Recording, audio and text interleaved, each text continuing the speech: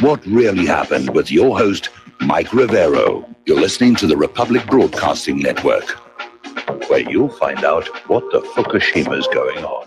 And aloha, America. Welcome to our show today. It is Friday, May 18th, 2018. Thank goodness it's Friday. Thank goodness it's Friday. We have a lot to talk about. The phone lines are open, 800-313-9443. Mike is in our control room, ready to answer the phone, put you on the air with your comments and questions. And yes, the lovely Lady Claire will be joining us in hour number 3. Getting right on into it, you've probably already heard this. It's all over the corporate media. Just days after there was an attempted school shooting that was stopped cold by an armed guard, which didn't get a lot of coverage on the corporate media, I might add. There's been another spectacular shooting at Santa Fe High School in Texas. 10 people are dead, 9 students, 1 adult, 10 more are wounded. And of course, they're out there pumping this up, and the gun grabbers are having orgasms. The suspect is a 17-year-old student, Dimitrios Pagurtsis, and the police are also saying bombs were found in the area.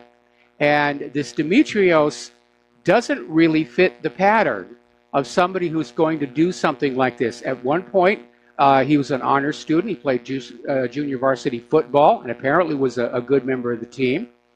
And then all of a sudden, you know, he's posting these pictures on social media with guns and knives and for some reason a frog, and started wearing clothes, born to kill. He had this sort of a trench coat covered with Soviet and Nazi regalia. And then all of a sudden this morning, he walks into an art class with a shotgun and started shooting. And to me, again, the question I want to ask, was this kid put on prescription antidepressants? He came from a good family. There doesn't seem to be any reasons why he would be driven to this other than chemicals messing with his brain. Apparently, the shooter also wore an Antifa gang logo. So something just happened to this guy, and to me, we have to point the finger of blame at prescription antidepressants. And of course, the gun grabbers will say, no, it's the fault of those assault weapons. Well, sorry, you're wrong. In this case, it was a shotgun that was being used. And apparently he had a shotgun and a .38 pistol, both of which belonged to his father. And I don't want to jump to conclusions here. I would hope that the father was locking the guns up. Maybe Dimitrios figured out how to pick the lock, or he got a copy of the key. But again, this kid went from being a child that any parent would be proud of to this horror in a shockingly short amount of time. I want to know what medications this kid was on. And unfortunately, the corporate media won't report on that. Law enforcement won't release that information anymore because there has been a clear pattern of these mass shootings involving perpetrators who are either on or withdrawing from prescription antidepressants. Now, going on over to Israel, the furor over what they did on Monday is continuing to build. It's not going away anytime soon. And even Israel is coming to understand they have created a public relations nightmare for themselves. The Arab League is demanding an international probe into Israel's crimes against the Palestinians. There are thousands of people protesting all over the world about this. Now, the Arab League is also developing a plan to counter Jerusalem recognition as the capital of Israel. They're going to employ diplomacy, economic pressure, whatever, to simply say, no, Jerusalem is not the capital of Israel, Tel Aviv is. Tel Aviv has been the capital of Israel for the last 70 years. There's no real reason to move it other than religious fanaticism. And the Arab League is saying they'll have the plan ready in about 2 weeks' time. Now, the United Nations, despite the U.S. veto in the Security Council, the United Nations Human Rights Council has voted to investigate the Israeli response to the protest that resulted in so many Palestinians being killed and wounded. And they're going to investigate that illegal expanding ammunition that was used. The UN rights chief is saying that Israel's Gaza response was wholly disproportionate, directly contradicting Nikki Haley, who said that Israel showed great restraint. And of course, the good news is Nikki Haley does not get a veto over the United Nations Human Rights Council. So that will be moving forward. Turkey is vowing to bring Israel to the international criminal courts over the Gaza carnage. Tel Aviv is out there saying Ankara will be there long before Israel ever is. Because Israel is above international law. Don't you understand that? Article out of Counterpunch. How long will we pretend Palestinians aren't people? And they're talking about just this horrific massacre that took place on Monday. They describe it as monstrous, frightful, wicked, and the words just run out of the Middle East today. 60 Palestinians shot dead in one day, 2,400 wounded, more than half by live fire. This supposedly, from what Netanyahu likes to claim, is the most moral army in the world. It would be a disgrace for any army to act like this. Now, we're going to do a shout out to our on-air affiliates who are just now rejoining the network. And there has to be a response to this. There has to be a response. If it's 60 Palestinians dead in a day this week and nothing happens, it could be 600 next week or 6,000 next month. If we accept a massacre on this scale, where will it end? All right, we're going to take a phone call here. Pete in Florida. Aloha. Welcome to the show. What's on your mind? Hey, Mike. Obviously, I want to talk about today's shooting, but I'm going to go ahead and flip it and talk about what's going on over there in Israel and Palestine first. And I would say, you tell me the HRC is actually non-binding, though, right? Yeah, they make recommendations to the Security Council and the General Assembly. But basically, where this war is being fought on out is in the world of public relations and public image. And Israel is losing badly. It's not losing badly enough, though, Mike. I don't know. I agree. I absolutely agree. I want to say that all Jews are anti-Semites, and I'm going to go ahead and contextualize it and say it. Every Jew who believes they're a Zionist, and I've heard Jews tell me every Jew is a Zionist, they're all against the Palestinians who are the original Hebrews, so they're all anti-Semites, okay? So all Jews are anti-Semites. Let's start off with that one. Well, for the sake of argument, I don't like the phrase all Jews are blah, but for the sake of argument, go ahead and finish your thought. No, that's it, man. That's how simple I like to keep it. I mean, okay. Go ahead.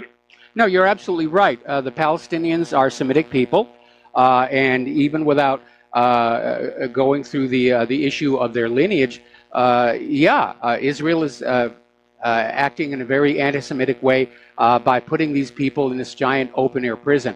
I actually got a very angry letter from a supporter of Israel saying that only Israelites who speak Hebrew are Semites and everybody else is an Arab. And I wrote back and I said, well, the Arabs are Semites as well, because the origin of the term Semite means descendants of Shem, Noah's son, after the ark came to rest. And I know we're getting into biblical mythology here, but that's the original definition of a Semite. And it's all the Middle Eastern people. Yes, indeed. And the whole point is what you just said. Yeah. You know, Israel's trying to co-opt the term to where they're the only Semites and everybody else, you know, is an evil Arab. And that's the foundation for the claim that criticism of the government of Israel represents anti-Semitism, which obviously I disagree with that. Yeah, you had a conversation with somebody a couple days ago, or maybe even yesterday, about it wasn't the fact that Israelis were actually religious, or the fact that Judaism was religion.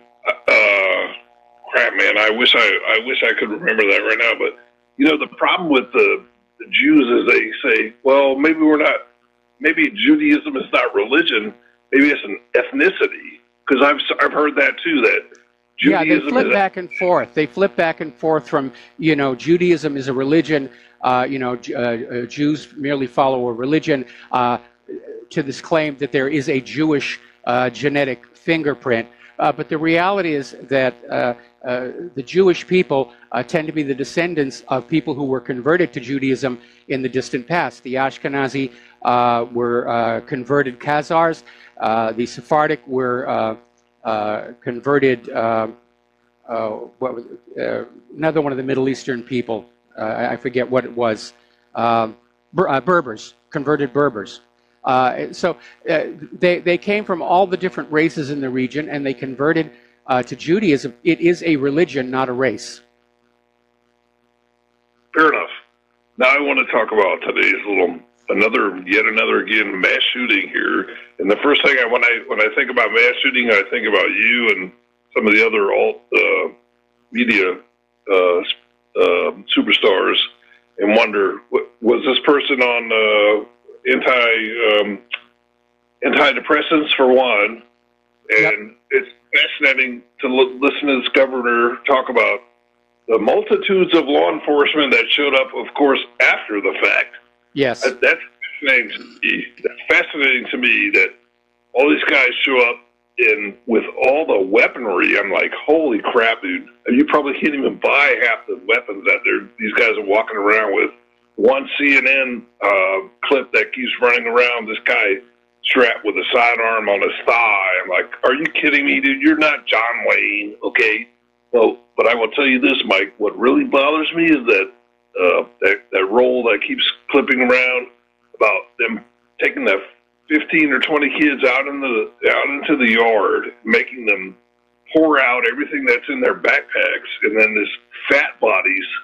And I'm not kidding about how fat these cops are, going and then doing the search on them, frisking them. I'm like, if you guys are talking about going and getting search warrants for these trailer parks that they keep showing here, why aren't you getting search warrants for all the kids that you're unnecessarily traumatizing?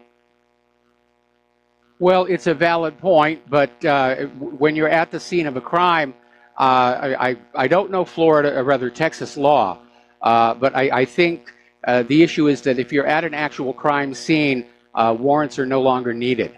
And I could be wrong on that. Maybe somebody in Texas will call in and clarify that. But at this point, we know that the entire government is just disdainful of the Bill of Rights. And they may pay lip service to it in the Constitution. But look what's been going on around Donald Trump with these national security letters to get around judges, getting FISA warrants with completely fraudulent information. The U.S. government is openly contemptuous of the Constitution and the Bill of Rights. They'd like to find a way or a justification to just shred it. They've shredded the Fourth Amendment, the Fifth Amendment. The Second Amendment is clearly under attack. Now the First Amendment is under attack, starting in South Carolina, where they want to start carving out exceptions to freedom of speech. Yes, you have freedom of speech, except when it comes to Israel. You can't criticize them. Then it will be next, you can't criticize vaccine makers. And then it'll be you can't criticize or doubt GMOs. And this story floating around where the Senate is actually looking at a bill that would authorize the president to just lock up anybody who disagreed with the war policy. Yeah, it's horrible. I mean, what I want to hear from you, my friend, no disrespect, with all due respect, out of one side of your mouth, you say, I'm going to take the Gandhi approach on the Second Amendment. And out of the other side of your mouth, you say, the Second Amendment is just for what it means to be about putting down tyrannical government employees. I mean, Mike, at what point?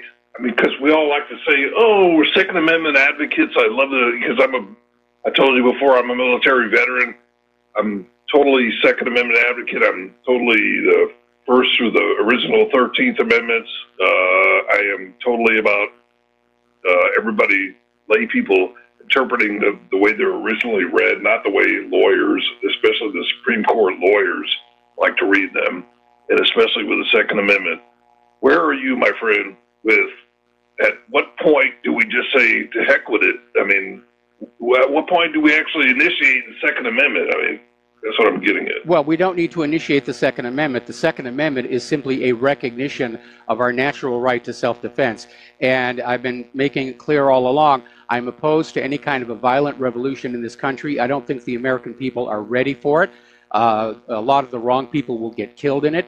I still think that this government is heading for a Soviet Union-style collapse, and that we just need to be patient and wait for that. Now, it may surprise you to know that Gandhi was actually a strong supporter of the right to keep and bear arms. He thought all the people of India ought to have the right to have firearms. Well, I didn't know that, sir, so thank you for yet another glistening gleam of intellect, and I will go ahead and leave you that, my friend. Thank you, sir. All right, thank you very much. We're going to switch over to Dustin in New Jersey. Aloha, Dustin. Welcome to the show. What's on your mind? And Mike, I have to disagree with the last caller. Not all Jews hate Palestinians. There's Jews protesting against, sure, it might be a small amount, but also the ultra-Orthodox don't believe in Israel at all, Mike. Yeah, I know that. I was just about to get into some of that right now. Yeah, because I live in the town next to me. Yeah, it's a huge ultra-Orthodox, and yeah, they don't. I talk to them all the time. They don't believe in Israel at all. So you can't throw everybody into one group. You can't go there, because that just leads to more friction and this or that. But hey, Mike, the school shooting, yeah, some might be staged. Obviously, some are real, but it's not just a drug addiction problem or psychotropic drug, but it's also our culture. Look at what our government's doing around the world. True. Yeah. They're setting the example. You want something, bomb and shoot the people. People don't do what you tell them to do, shoot them. They are setting the example. A violent government is breeding a violent population. Mike, if you heard of The Onion, it's like a magazine or a newspaper, tabloid type of, on the internet, The Onion. They had a thing if you can go on Jimmy Dore, YouTube, and it's the newest video. If you watch it real quick on break, like it's a satire on what the Israeli snipers are, like that 8-month-old girl. She was, she scared me, so I had to, they do a satire. So The Onion's even going after Israel. Well, the Onion is a satire site. That's all they do, and some of the stuff they do is brilliant. And I did see that video earlier today. Mike, that sniper scared the crap out of me the way he looks. Yes. Like, geez. I mean, and Mike, I want to switch gears real quick again. If I still got time to talk about Angela Merkel's Putin gave her flowers, because remember they met a while ago that he had a dog. She don't like dogs, and probably she don't like kids either, right? Well, unless they're refugee kids. She loves the refugee kids. But did you notice, Mike, though, Germany and France, they're both saying, it's up to the companies. It's up to the companies if they want to have sanctions on the companies can take the hit depending on what company. The country themselves aren't going to worry about it. It's up to the companies, to if they want to deal with the sanctions or not. Actually, the European Union, as of today, is protecting all the European companies from any U.S. sanctions. They're simply saying, we're not going to go along with this. What Trump has done by pulling out of the Iran deal is drive a big wedge between the EU and the U.S. And that's a good thing, because now it's showing that he gave them the opportunity, Mike, to grow some spine. I think it's starting to happen. We're seeing it in Poland. We're seeing it in Hungary. We're seeing it a little bit in Great Britain, although Theresa May's spine seems to be softening again. Anyway, listen, Dustin, I got to let you go. We got to do a break for commercials, and we'll be back with another phone call. Okay, for some reason, I'm not hearing the signal from RBN to me, and I have not heard back from Mike in the control room. So I'm going to start talking here and hope that something is going to happen. Let's see, we get some sound back. Let's see here. Wonderful tech here.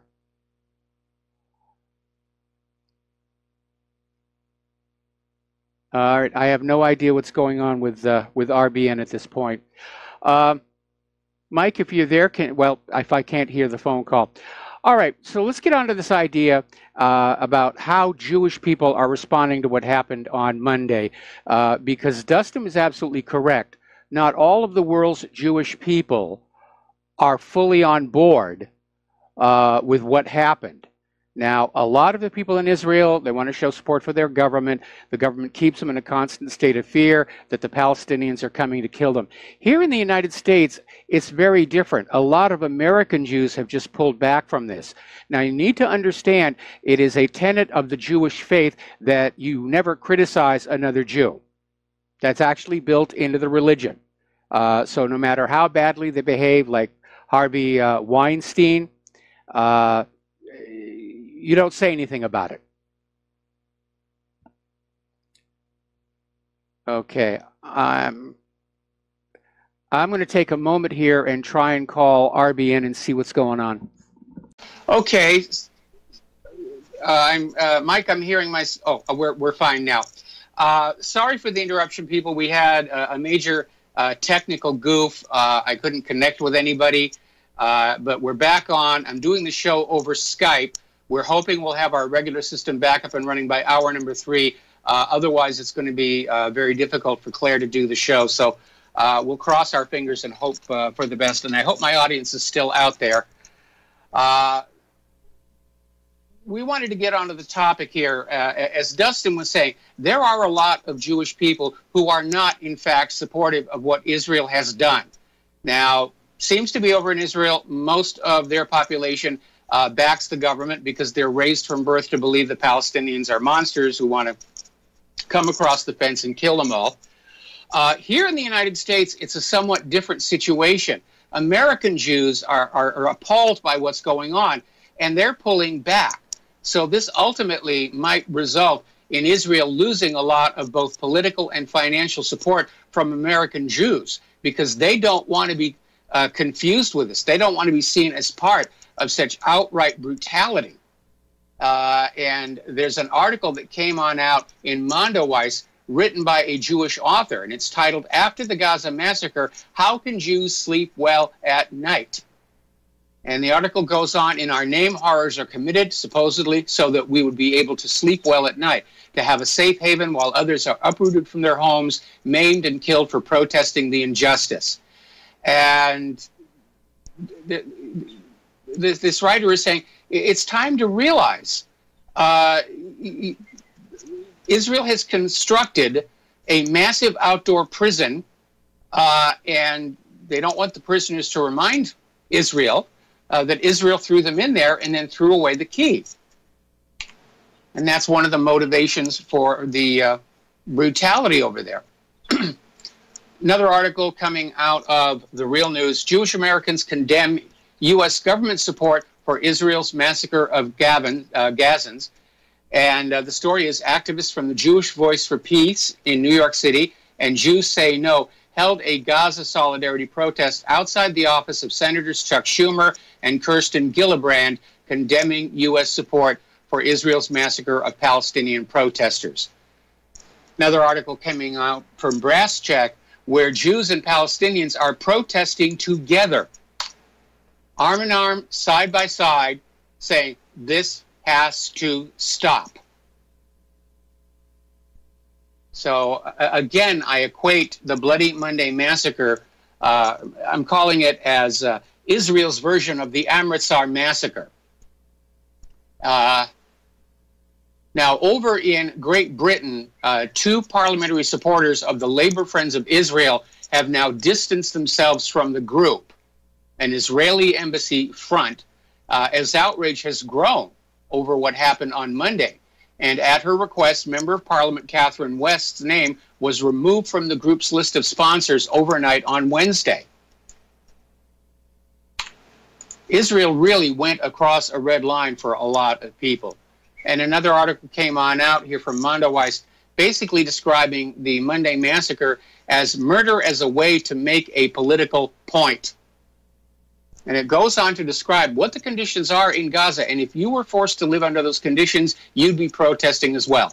Gaza is a small, densely populated sliver of land whose 1.8 million inhabitants have been suffering under an Israeli blockade for the past 11 years with Egyptian cooperation. And I wonder why Egypt is cooperating, because basically Israel grabbed Gaza from Egypt during one of their many wars here. Half of Gaza's population is under 16 years of age. The unemployment rate is 44%. And again, they refer to it as an open-air prison controlled by Israel. Now, interestingly enough, over at The Intercept, they had an article saying that Gazans have the right to invade Israel, at least if you believe one of Israel's justifications for the Six-Day War. Because when Israel launched the Six-Day War, part of their reason, their justification, was an embargo by Egypt. And Israel said that's justification to go to war. Well, right is right and fair is fair. Gazans, under Israel's justification for invading Egypt, have a right to invade Israel. Obviously, they're not going to do that. But we do need to look at the fact that Israel is not totally in the right on any of this stuff. Vietnam has now reaffirmed their support for Palestinian statehood. So the whole world is speaking on out. And in a tremendous humiliation for Donald Trump, the United Nations General Assembly has voted by 128-9 to declare his controversial decision to recognize Jerusalem as Israel's capital null and void. This comes just days after the U.S. used its veto power at the UN Security Council to block a similar measure. Vetoes are not allowed in the General Council, now the General Assembly. Now, the General Assembly vote is symbolic. It's not legally binding, but it is a huge embarrassment for the U.S. as it reflects the global opinion. So it's the beginning of the outrage, and it's just overdue. Now, this one is really going to upset a lot of people. Congress is set to consider a new measure to recognize Israel's sovereignty over the contested Golan. It's not contested. It's owned by Syria and illegally occupied by Israel. But apparently Representative Ron DeSantis in Florida, a member of the House Foreign Affairs Committee, introduced a resolution that would basically say the United States recognizes Israel as the owner of the Golan. Oh yeah, that's going to calm things down in Syria quite a bit. Now, and I knew this was going to happen, Turkey is ruling out returning Afrin to Assad. Remember when Turkey started pushing over the borders, chasing the Kurds, and they took the city of Afrin, and Syria said, eventually we would like it back, and Turkey said, yeah, no problem there. Well, no, they're not giving it back. Now, they're trying to basically cover the land grab by saying, well, we're putting the area under local control. It's the local population. They should be able to decide for themselves what they do. In other words, Turkey has installed a puppet government over Afrin. Everybody's chipping away at Syria bit by bit. Afrin, the Golan. Meanwhile, Assad's forces have seized strategic territory in central Syria, and they've restored government control over a large area, securing a power station, a refinery, and a cement factory after uprooting the armed opposition. And now the Syrian forces are starting to move into southern Syria to get the rest of ISIS and these U.S.-backed rebels out of their country. Now, apparently, over at the Security Council, there was a resolution to renew a United Nations chemical probe in Syria after the investigation failed to determine who was behind an alleged chemical weapons attack in Syria in February. Yesterday, we reported that the OPCW had found evidence of chlorine gas being used, but they wouldn't say who was responsible for it. So Russia vetoed it, and it vetoed it because in the eyes of Russia, the U.S. is trying to turn the Organization for the Prohibition of Chemical Weapons into a manipulation instrument to exert more pressure on Syria. And yes, that's exactly what the United States is trying to do. Over in Afghanistan, interesting little article coming on out saying that the longer the U.S. stays in Afghanistan, the more drugs are coming on out. And production of opium, trafficking of opium has increased by 1,000% compared to levels in 2001. It's a 10-fold increase since Washington announced its intentions to invade Afghanistan. That's why we've got cheap heroin on the streets. That's why the pharmacies have got all this opium to put into opioid drugs and get the doctors to prescribe them. That's where it's all coming from here. Now, this next statement is very, very alarming. Donald Trump is warning Kim Jong-un that unless he makes a deal to denuclearize, he could end up like Libya's Gaddafi. And it sounds to me like he's threatening not only invasion, but assassination. But in effect, Trump has just admitted that Libya was not a genuine grassroots revolution, as was claimed by the corporate media at the time. All this bellicosity. Trump's foreign policy is all about bullying and threatening. There's no more negotiation. We're taking the idea of you just do what we tell you to do or bad things are going to happen. They're running the U.S. government like it's the mafia.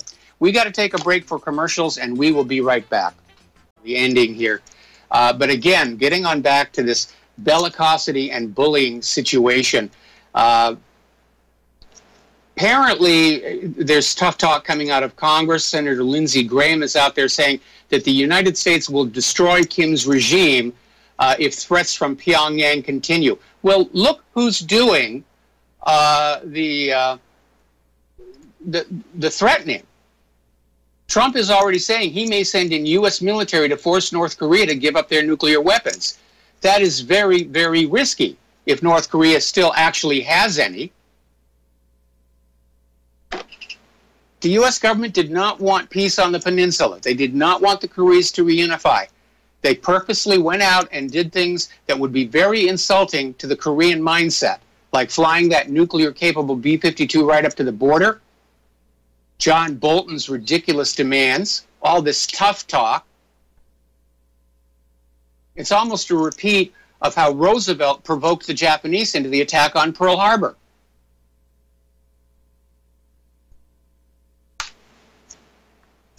Now, North Korea is saying that it will not hold talks with the South unless some of the differences can be settled. Well, I thought that was the whole point of having talks in the first place, that you were going to be settling your differences at that point.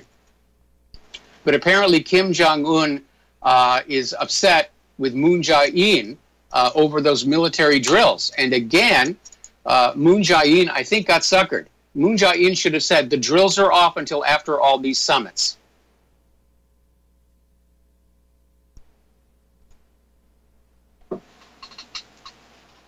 Okay, hang on just a second.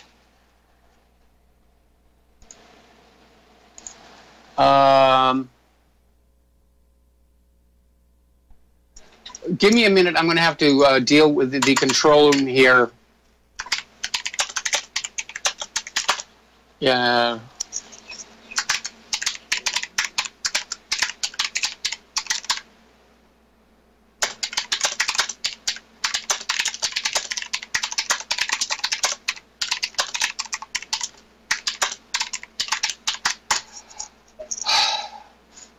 Okay. I apologize for the empty air. I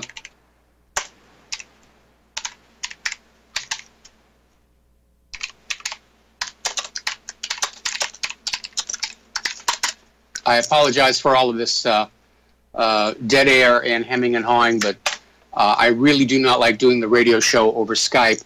For one thing, I can't take phone calls. I can't communicate with the control room, and it's very, very difficult. Getting on back to the Koreas. It turns out there are a lot of people in South Korea who are trying to help the North Koreans. And apparently over at the DMZ, there is this little island, which is very, very close to North Korean territory. And there is this group of people who make up these improvised care packages inside plastic bottles. And they'll contain uncooked rice, US dollar bills, other materials, USB drives with information, and they'll just throw them into the ocean by the hundreds, knowing that the currents and the tides will carry them up to the shores of North Korea. So I think that's a very, very cool thing, although now that it's been in the media, I imagine North Korea might crack down on that. Donald Trump is out there. Okay, I'm hearing the music now. We got to take a break for station identification. And aloha, America. Welcome back to the show. Hour number 2. The phone lines are closed. Obviously, we're doing the show over Skype. We've had a kind of a technical glitch where we're unable to communicate using our normal system with the RBN control room.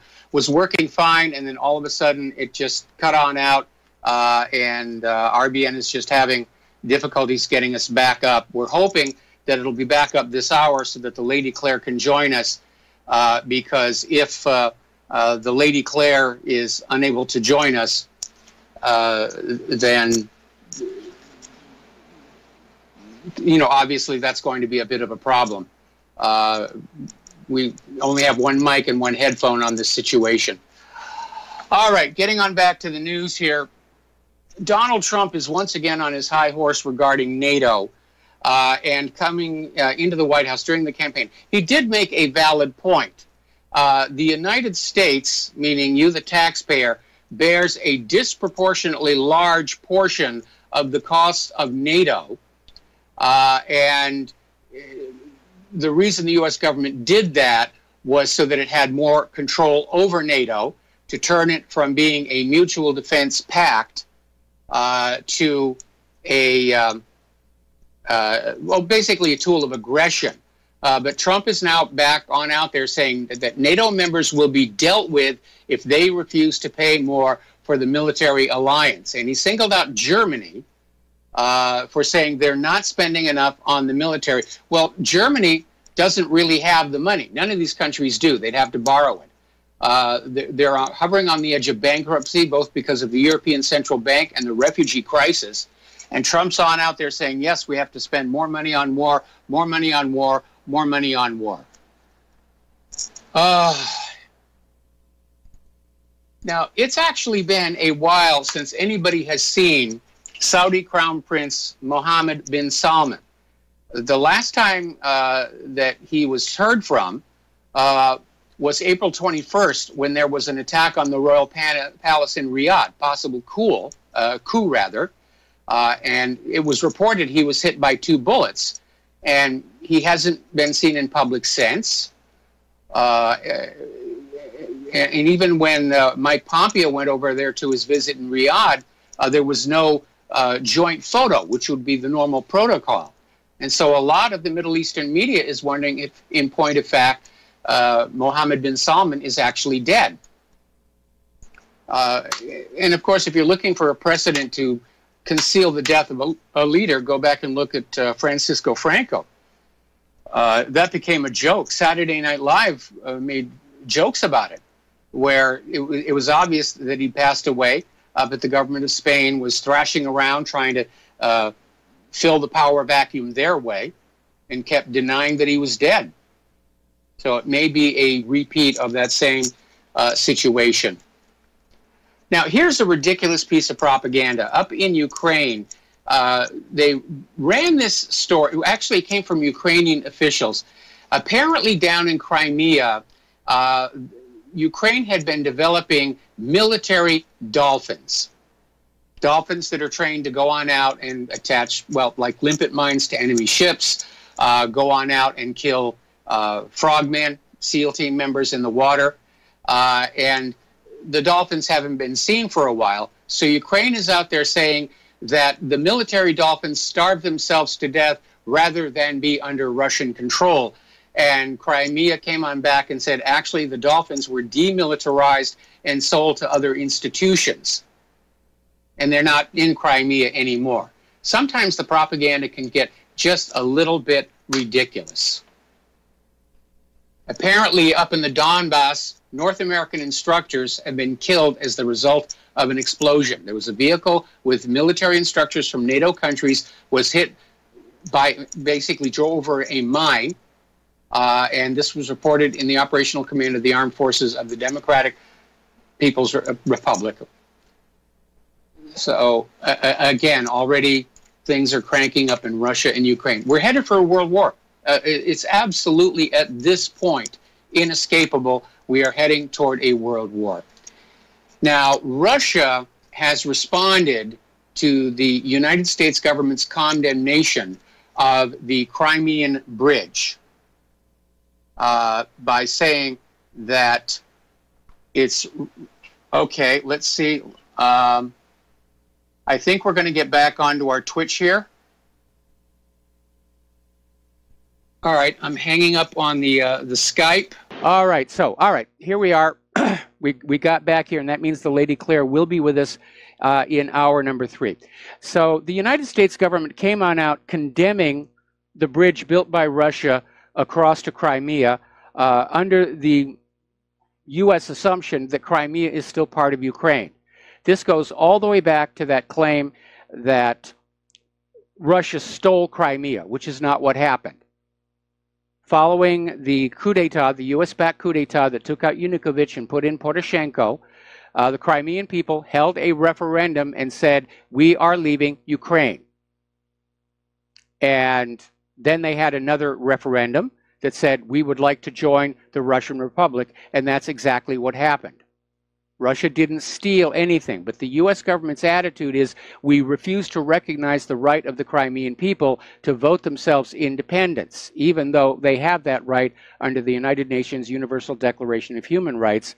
And so the U.S. is still pretending that Crimea is part of Ukraine, and they're saying, how dare Russia build a bridge to connect the people of Crimea with Russia? And Russia has responded by saying, we don't need your permission. It's really none of your business.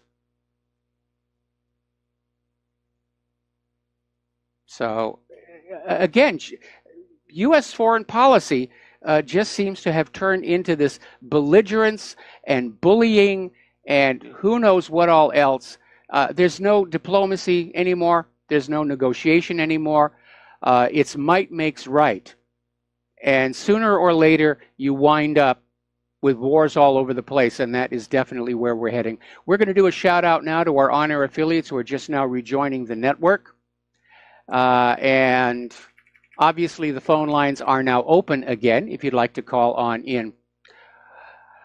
The boys in the Pentagon are back out with their hands out, despite all the money they've already been given, for which they have produced a lot of junk. And at the 34th National Space Symposium in April, U.S. Air Force Secretary Heather Wilson announced that the service is taking steps to secure its satellite network by working with allied forces, commercial satellite owners, and international organizations to share satellites currently in orbit. They're also talking about needing a satellite supply chain. Now, currently, satellites put into orbit are built one at a time. They're handled like prototypes, and it makes them very expensive.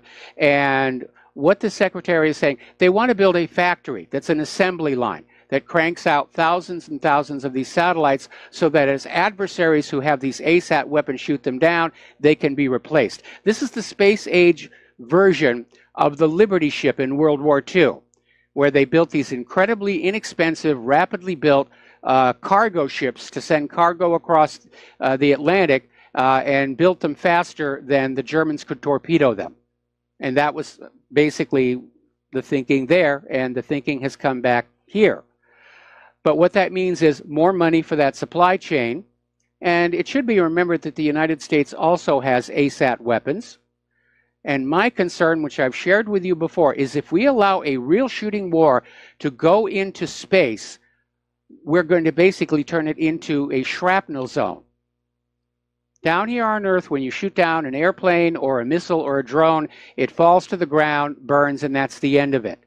But out there in orbit, if you blow up somebody's satellite, a lot of those pieces are just going to go into different orbits, and they become missiles that can basically hit other satellites, destroying them, releasing more shrapnel that can destroy more satellites, that'll release more shrapnel. And we could wind up literally living on an Earth where low Earth orbit is so full of undetectable, untrackable pieces of debris flying around that we don't dare go back into space. All right, let's take some phone calls. Peter in Los Angeles, aloha. Welcome to the show. What's on your mind? Wow, Mike, busy day. Yes. Hey, by the way, if you ever go off again, it was a great choice to play Bob Seger's Like a Rock. I could listen to that forever. But you there? Can you hear me? Yeah, I'm hearing you just fine. I'm hearing you just fine. I hope not to go off the air again, but we need a better system. I don't know why Skype quit working on these laptops. I've gone through so many laptops over here trying to stay in communication with RBN. I've got one more I can try and put in there, but it's Windows 10, and I'm really not happy to be working with that again. Well, I definitely vote for Bob Seger, Mike. But hey, listen, I wanted to make 2 points. You discussed at length the sort of American Jewish community starting to distance themselves from Israel. You mentioned, for one, Jewish Voice for Peace. You ran an article earlier in the week by Gilad Atzmon. Yes. And talking about how he's doing a tour, and Jewish Voice for Peace was shouting him down and following him around and getting his venue shut off. And I personally judge, and I'm a member of Jewish Voice for Peace and Pink, Code Pink and all these other things. But my watershed on issue on whether or not these guys have any really semblance of legitimacy is, do they believe in the Palestinian right to return? And frankly, Jewish Voice for Peace does not, nor does J Street, the lobbying. I mean, a lot of them don't. And I hate to see the whole Palestinian cause framed by a non-Palestinian organization. But the second thing is the use of language, Mike. And you had a conversation earlier with the guy, and you were talking about Shem and all that stuff. And I've heard people call in and talk about Gog and Magog, and I've heard people call in and talk about Khazars and all that stuff. And you know what? It's a moot point. And I want to, talking about language, the point I want to make here is that if you, why even bother? Nobody refers to a 2,000 or 2,500-year-old document the Bible, that nobody knows who even wrote, some mystical document from 2,000 years ago, as any sort of basis in legality or international law. But it plays right in to Israel's strength. They've got a massive apparatus of rabbis and temples and people, scholars who can come in and debate this about this mystical crap 2,000 years ago. And I had a conversation earlier in the morning with my sister, and I think I've mentioned this to you before, who always repels from my use of language like Nazi, genocide, things like that. She's saying it's too loaded. And of course, in all the free speech things, they're trying to make it illegal to say that. But I submit to you, what could be more apt than a country whose racial doctrine of racial superiority, chosen Aryan master race, just like the Nazis, who wants Lebensraum or living space, just like the Nazis, at the expense of other people, who invades a whole bunch of other people, who relies on fifth columns all over the world to get what they want done. And by the way, the poor Gazans, I would tell you, if they had a choice of living in Gaza or putting on yellow stars and walking, they'd take the yellow stars any day. Yeah, I mean just to get out the inmates in those German slave labor camps were actually treated a lot better than Israel treats the Gazans. The people in the Warsaw Ghetto had better treatment than the people in Gaza. And that's the point, Mike, because we cannot allow them, which they're trying to do illegally here in the United States, in all these states with the anti-Semitic redefining it as criticism of Israel. We cannot allow them to dictate the terms and have it all on biblical stuff, but they're well equipped to fight that, which is all mystical crap anyways. But we've been bombarded with their own propaganda about how evil the Nazis were. Every day, as a matter of fact, there's on TV, there's channels that are nothing but Nazi this, Nazi that. Yes. And this is jujitsuing them. This is saying, here, we're taking what you've been bombarding us for years, and we're applying it to you, and it is apt. It really applies. It applies to Israel more than any other country I've ever seen. And it's taking away, and it's using, semantical jujitsu on them. And I think that's the way to go. And by the way, Mike, it bothers me sometimes when people refer to the massacre on Monday. They've been massacring people all month, for a month, and for, of course, 70 years before that. So, refer to it not just as Monday's massacre or Bloody Monday. There's many Bloody Mondays. And just in the last month, they've shot down 10,000 people, crippled them. A whole generation. But what happened on Monday, I think, opened a lot of people's eyes, and now they're going to start looking back over the history of relations between Israel and Gaza over the last 11 years and realize, yeah, this is part of an ongoing slow-motion genocide. And by the way, people who say don't use such loaded words, they're just trying to tone you down. We should use the most loaded words that we can to describe what happened, because it was, in fact, a massacre. These snipers in their fortified positions just fired into the crowd. I mean... Yeah, that's not even such a slow-motion genocide, is it, Mike? When there's thousands, and yeah, it's exactly my point. It's linguistic jujitsu on these guys, and you can't allow them to control the terms of the discussion. No, you can't. So, I mean, they try and hijack words, for example, Semite, which applies to all of the Semitic people, the Arabs, Palestinians, and so forth. Israel wanted to co-opt it and say, we're the Semites, and all the rest of those are just Arabs. And therefore, Untermenschen. Yeah, and like the word Holocaust, they go up to that. You can't say that the Cambodians went through Holocaust or the Armenians went, because that's their word. They've taken that over. Yes. And you cannot allow them the terms of the discussion, because they'll screw you over every time. So, and the whole apparatus of that biblical stuff, they've got thousands of temples and rabbis to fight that war for them. They've been talking about that for years. All that mystic crap anyway. It's just like the New Testament is, in my opinion, as well. Yes. But that's conceding their fight. It's fighting on their ground. That's my point. Yes. All right. No, anybody who's been in debate understands that if you allow your opponent their first prime assumption, you've already lost the debate. Yeah, they're framing the terms of the entire discussion. So, okay. Anything else, Peter?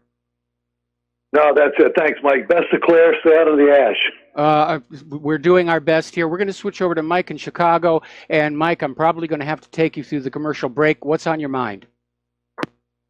Yeah, go ahead. Check it through the break. Mike, are you there? Mike in Chicago? Yes. Yeah. Okay. Yeah, I hear you. And what's on your mind? Well, nothing. I was going to bring up. I like to stick on topic, but I was going to bring up the shooting that occurred today.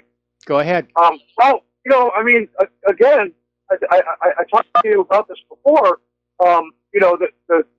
The child. I mean, however nice of a kid he was, he took his father's shotgun. I understand when I heard the report. I didn't read it yet or nothing, but again, there has to be some kind of responsibility when you have children in the house with your weapon. When I bought my weapon, I was given a gun lock, with it, and I use it, and I have one adult living in my house right now who's not a child, but I would lock up everything, my ammo and my guns and everything, if I had any children. You have to do that. You definitely have to do that. Mike, stay on the line. We got to take a break for commercials. We'll be right back. And Aloha America, welcome back to our show. And again, a reminder, the Front Sight Academy promotion has been extended until June 2nd. So you still have an opportunity to take advantage of this. And again, as I've said, if I was living on the mainland, anywhere near Nevada, I would take advantage of this deal myself. It is that sweet. We're talking with Mike in Chicago. And yes, anybody who's a responsible gun owner, you keep your guns locked up, your ammunition locked up. That being said, the case down in Florida, the guns were being locked up, but the shooter had a key. And unfortunately, most locks that you will find on gun cabinets and so forth are not very good. They're very inexpensive. Everything's value engineered, and they're easy to pick. And you can go out on the internet and find all kinds of instructions on how to pick locks. And until we know for a fact how this shooter in Texas got the guns from the father, I'd like to find out, were they locked up and how the kid got them. I don't think we should be rushing to judgment on the father. But if he didn't have them locked up, you know, that's obviously an error of judgment. On the other hand, as I said, this kid, through most of his life, was a parent's joy. Honor student at one point, junior varsity football team, and he was doing fine. And then all of a sudden, he just turns into this monster. And that's why I'm really focused on, this is another case of prescription antidepressants frying some kid's brain and turning them violent. Yeah, am I on here, Mike? Yes, you're on the air. Yeah, okay. No, that's exactly what I was just going to say. You know, the investigation is going on now, and we're not going to find out, but hopefully we will find out. You know, kids are amazing. You were a kid, I was a kid one time, and I used to go in my mom and dad's room, and I knew he had a shotgun in the closet. I knew he had a pistol in the drawer. I saw the ammunition. But you know what? I mean, you know, I wasn't on antidepressants. You know, I was a kind of a troubled kid because I didn't spend a lot of time with my dad like most kids should. But I wasn't on any of these reuptake inhibitors that at some point I understand could have an effect where you crash, you know, and you might go into a psychotic episode. I don't have that knowledge right now to tell you, but that definitely could be something besides the father not locking his weapons up. Definitely don't jump on him. But again, you know, the investigation.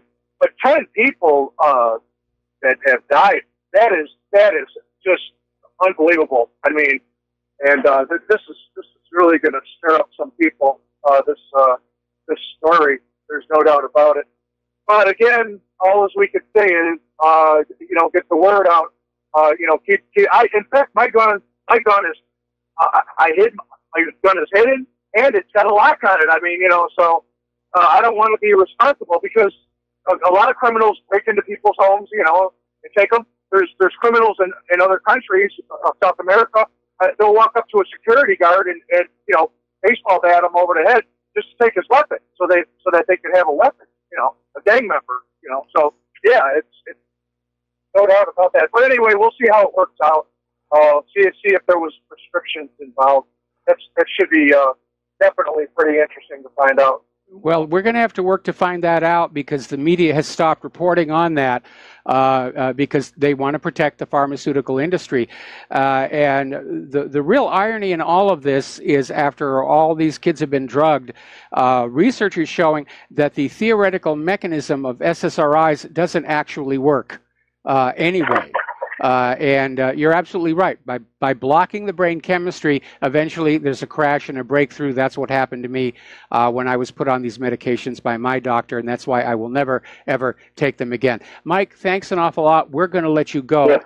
And we're going to start with Francis in North Carolina. And Francis, I'm probably going to have to take you through the commercial break as well. What's on your mind?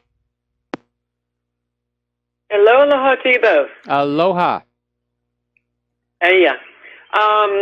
I have to agree with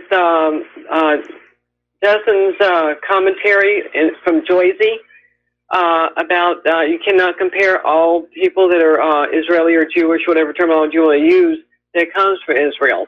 I have to agree with that assessment because, quite frankly, that would be the same as saying that if you take all the citizens in the U.S. and compare them and say that they're the same as the government and the military-industrial complex in the U.S., government structure and all that, that, you know, you're basically painting everybody with a broad brush, even though a lot of U.S. citizens do not agree with and are vehemently abhorred against the government structure in the U.S., let alone the military-industrial complex, among other ones, for that matter. So the aspect of going and, I mean, basically in the past history, apparently people have forgotten about it, and a lot of people don't care to think about it. A lot of people have gone through persecution, regardless of whether it's ethnicity, their sexual background, their, I guess I said ethnicity for that matter, religious perspective, you name it. Oh, hang. Yeah, we've got to take another break for commercials, and we'll be right back. Aloha, America. Welcome back to the show here. We're going to take a few more phone calls, then we're going to close the lines because I got a lot of news to get through before the Lady Claire joins us. As you know, we had that huge interruption during hour number one, and I'm way, way behind on the news. So back to Francis, and yeah, it does seem like the history of mankind is just filled with all kinds of iniquities and repression, and a lot of it is based on religion. As Mark Twain used to say, man is the only animal that has the one true religion, several of them. And it's amazing how much blood has been spilt in this millennia-long argument over whose deity has the biggest dick. That's a good way of putting it. One last thought to leave with you and other listeners is this. Just because you have a tree that produces several apples from it, and the first one that falls from that tree because it is rotted or whatever does not mean it's the one you should take the seed from to propagate from it. If anything, there are other apples that last a lot longer and have a lot more fortitude to them that you should take to propagate the seed from, not the rotten one. Only people who are of a low heart that is dark and greedy and selfish and hateful will take that first apple. Later. All right, thanks an awful lot, Francis. We're going to switch over to Terry in California. Aloha, Terry. Welcome to the show. What's on your mind? Mike, am I correct in assuming that 90% of the people in Israel are descendants of converts from Eastern Europe? That's a good estimate, yes. And if that's true, then all this stuff about the chosen people and right to return and anti-Semitic, they're the victims of anti-Semitism is all out the window. You know, it doesn't apply to them at all. No, it really doesn't. It's all been hoaxes and lies and religion. But you do need to understand that after the Khazars converted to Judaism, it only took a few generations for them to actually believe they were the descendants of the Israelites. And so that was kind of the origin, because that's what the rabbis were teaching them. You know, that one of the lost tribes of Israel had come north to Khazaria, and that's where we all came from. And it wasn't true, but then religion is not based on the truth. It's based on wishful thinking and belief. Well, you know, really, they're the biggest anti-Semites in the world because they're mistreating the Semite people, and they're not even Semites. So yeah, we had another caller made that point. How does the Sephardics come into this? So do they convert about the same time? No, they converted much earlier, and the Sephardics are actually a blend of original Hebrew and Berber genetic lines. Yeah. Well, see, these people are Caucasians from Eastern Europe, and, you know, back in the days of Abraham, there's no Caucasians over there. They were just, you know, Middle Eastern Semite people. So, again, you know, they hijacked something that wasn't theirs, and they're making a big deal out of it. Yeah, they are. Anyway, that's my only point today, Mike. So I'll let you go. All right, thanks, Terry. We're going to switch over to Jay in Oklahoma. Aloha, Jay. Welcome to the show. What's on your mind? You know, it's amazing to me how you and RBN have this love affair with saying that God loved Shemites when the Bible clearly says that God hated Edom, who was a Semite. Now, first of all, I never said that. First of all, I never said. Hang on. I never said God likes the Shemites. Wait a minute. Why do you always tell me to hang on and then you talk over me when I'm talking? Because you talk over me. Why don't you hang on a second? I got a little bit more to say. All right, Jay, thank you very much for the phone call. We're going to let you go and go to Glenn in Philadelphia. Aloha, Glenn. Welcome to the show. What's on your mind? Hello, Mike. Hey, this just in. General Lissimo Francisco Franco is still dead. Yeah, good old Saturday Night Live. The original really was funny. The current one, along with pretty much what passes for comedy on TV today, it's just liberalism run wild. Right, it's crazy. But my actual stated purpose for my call was about SSRIs and the Second Amendment. I see this as sort of what could become this mental health issue, which could become sort of a linchpin argument of the left against the Second Amendment, to say that at the time the Second Amendment was penned, the United States was much smaller. There were fewer people. They were much less densely distributed, and there was less mental illness overall. I'm waiting for them to declare the populace,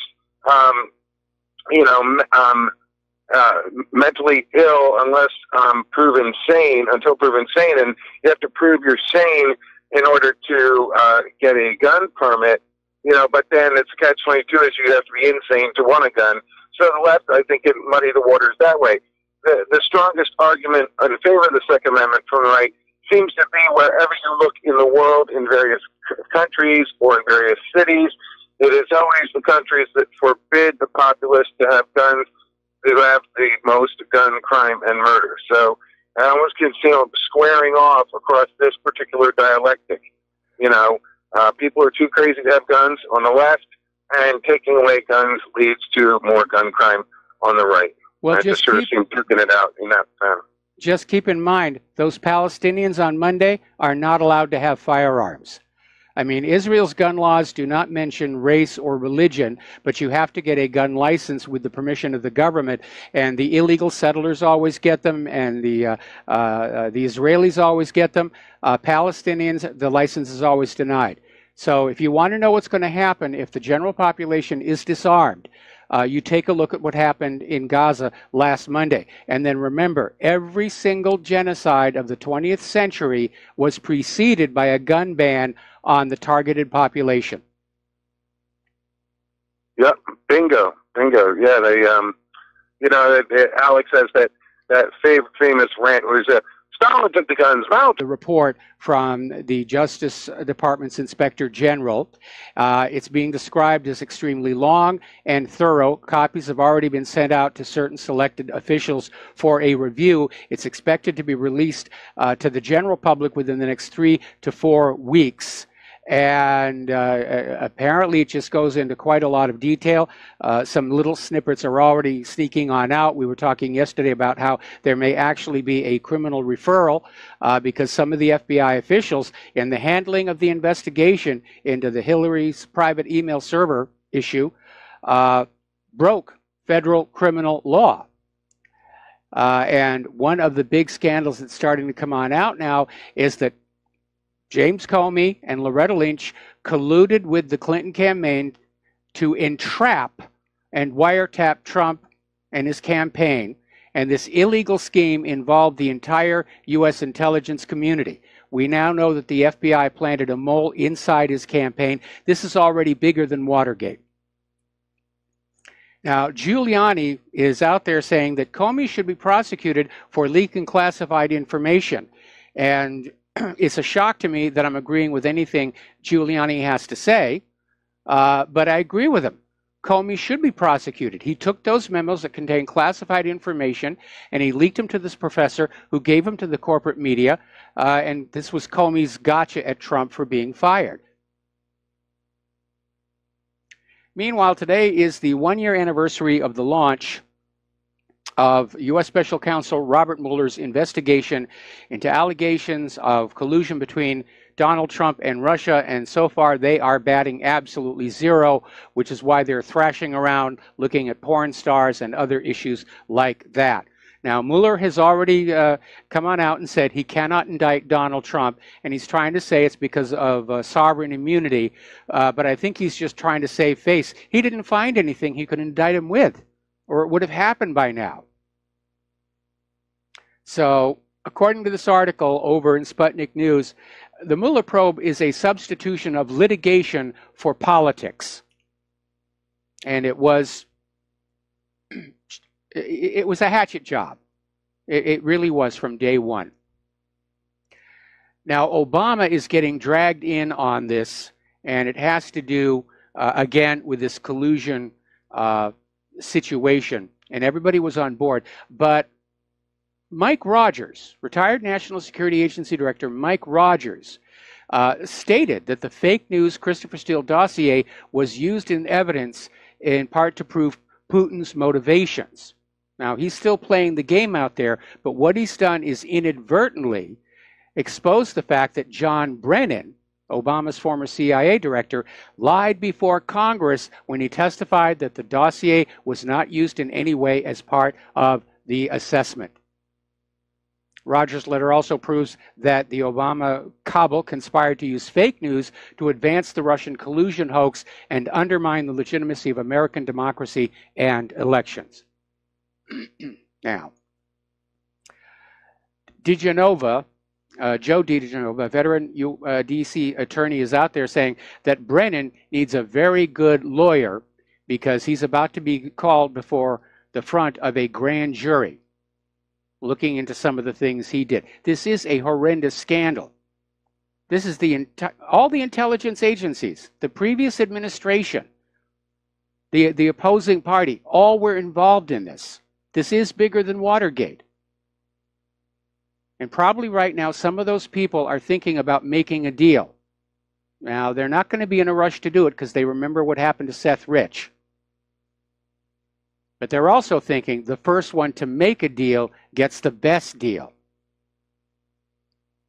There's probably a lot of people out there saying, I'm not going to take this all on my own. I'm not going to go down alone here.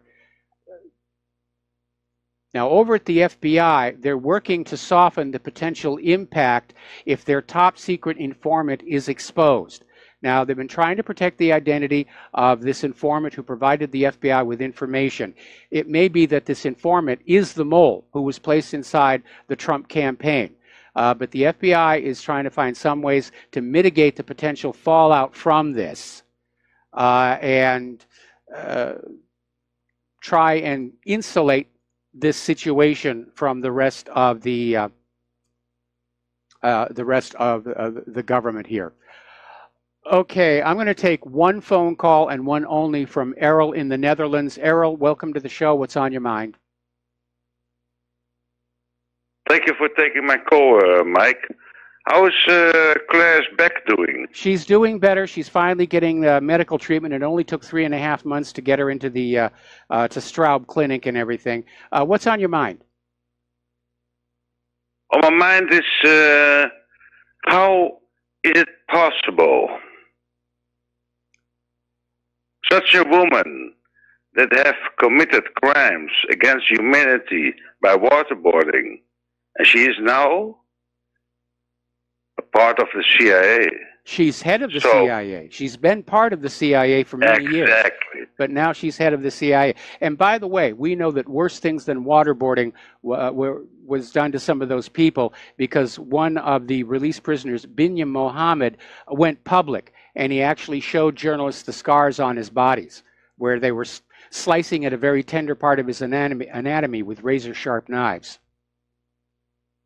I saw something else from Poland. There was a guy, and he was not subject to any crime, and he got out after I think about 10 years, and he got 2.5 million. euros or dollars, whatever. Okay. 2.5 million for exact. And I think, and I was looking at all the news sensations and everything. I was like, okay. So this is a subject of. I want to say one thing to you. Got to make it quick. We're running out of time. Very quick, very quick. It is a shame.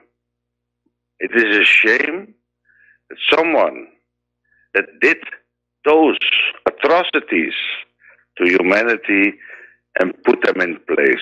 I find it a shame. So do I. Thank you for taking my call, Mike. All right, we're going to close the lines again because I'm way behind on the talking points. Some of this stuff is going to have to seep into Monday.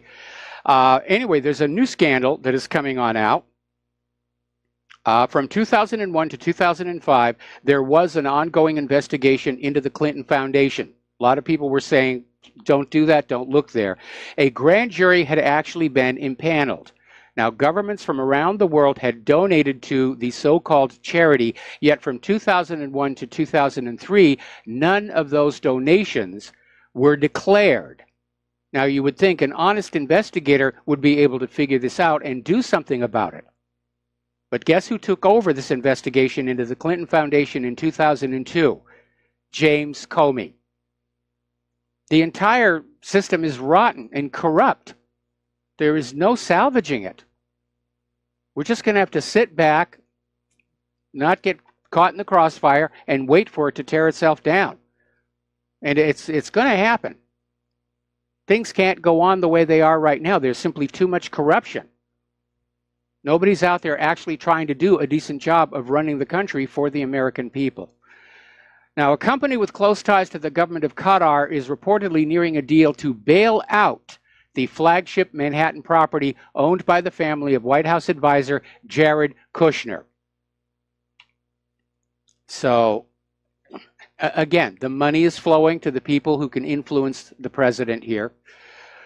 Robert Wilkie's been nominated to be the Veterans Affairs Secretary.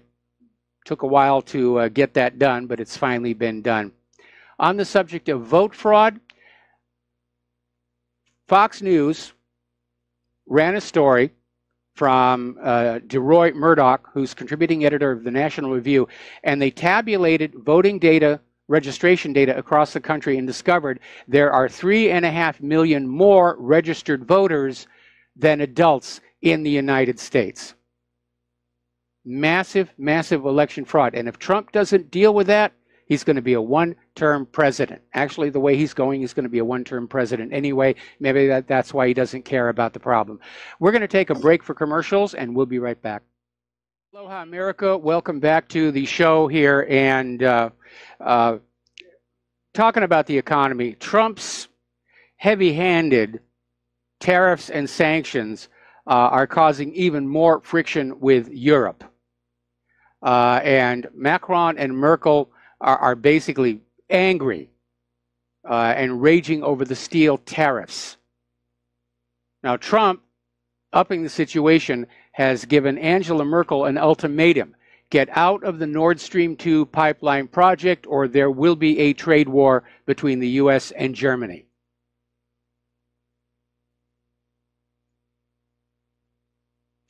Trump is getting bad advice. He surrounded himself by a bunch of parasitic sycophants who are letting the fact that they're in the White House get to their heads, and they're just not thinking things through. Are they all on antidepressants? I mean, that kid in Texas walked into a school with a shotgun. Trump's going into the Mideast with drones and cruise missiles. Now, starting today, the European Union will block U.S. sanctions against Iran. And basically, apparently, back in 1996, there was a blocking statute preventing the enforcement of U.S. sanctions against Iran. It has been brought back into effect.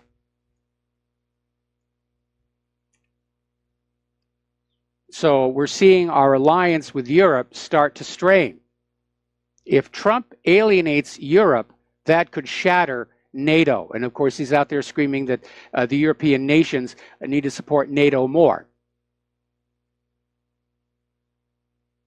Article that came out of Sputnik News, the U.S.-China trade dispute, why Beijing will win the war Washington started.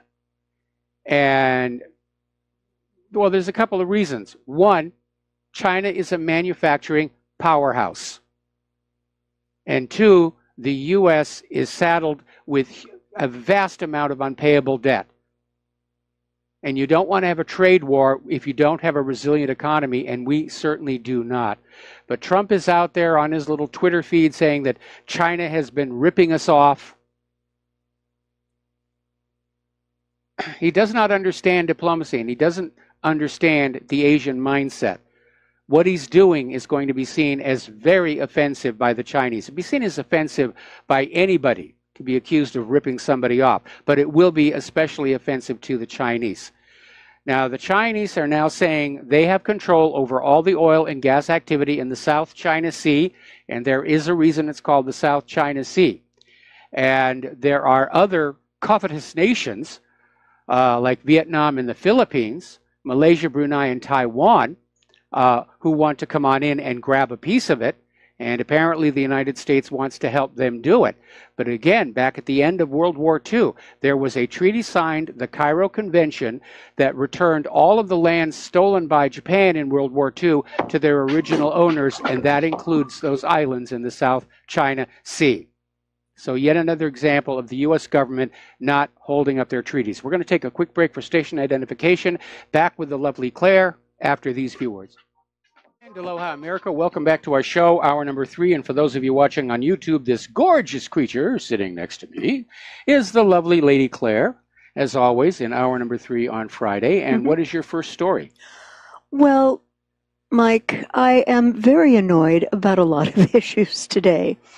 And with this information coming out that there was a potential CIA spy or an FBI spy implanted into the campaign, this is scary. And you know what James Clapper said on the CNN interview? He made the observation, he doubled down, that having a spy from the FBI was a good thing. What else is he going to say? I mean, hello. You caught us in the biggest scandal since Watergate? Yeah, hello. And apparently the Daily Caller's Julia Nista pointed out the hypocrisy of former Director of Intelligence Clapper, who said last night that it was a good thing that there was an FBI informant on the Trump campaign. Now, this is coming from a guy who pledged to uphold the Constitution and defend the Bill of Rights and defend this country from all enemies, both foreign and domestic. Did he realize how horribly the optics of him having made that statement were going to be received? Well, I mean, they're trying to basically get Americans used to the new normal. Remember when Pelosi was saying that she saw absolutely nothing wrong with rigging the primaries? Yeah, yeah. And I have 2 words for this gentleman. Those are utterly tone deaf.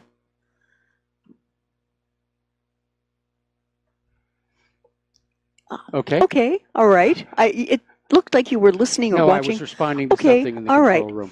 Another little bit of detail on Gina Haspel, our new CIA director. She said only one detainee's torture was taped, but she was wrong. Now, she claimed that the torture tape she helped destroy showed only one detainee's torture, but she oversaw torture on a second taped detainee. And it could be like a small misstatement that anyone might make, but it doesn't do much for Gina Haspel's relationship with the truth as Donald Trump's potential next CIA director. Well, she's the actual CIA director now. She's been confirmed. And the CIA documents indicate that 2 detainees had their torture at the hands of the CIA and recorded on 92 agency videotapes in 2002 at a black site Haspel eventually ran. The vast majority of the tapes showed Abu Zubaydah's torture, but a few showed the torture of Abd Ramil al-Nashiri, whose waterboarding and other torture occurred under Haspel's watch as the chief of base that she ran between October and December of 2002. And I have some observations about this. Mike, the choice of Haspel for the job was completely logical on Trump's part. And what is he telegraphing? He is telegraphing perpetual wars under his watch, seasoned with torture, will be the rule of law, and the Geneva Conventions will be darned. Well, there's a problem with that. Yeah. And that is if the U.S. government, not if, we already know, the U.S. government is torturing prisoners of war. Yeah. And that means that when we go to war against these other countries and your sons and your daughters are captured, they'll be subject to torture. Yeah. There's going to be no safeguards. No. And that was one of the points I wanted to mention, particularly if members of our audience or viewers have family in the military. And also, when this country tortures or outsources it, the other is that the rest of the world understands that the humanitarian values this country claims it practices are only practiced in the breach. And that's a really nasty reality, not in the observance. And back in World War II, there was a German interrogator, Hans Schnarf, who was very respected by the American and British prisoners of war who he interrogated. He never hurt anyone.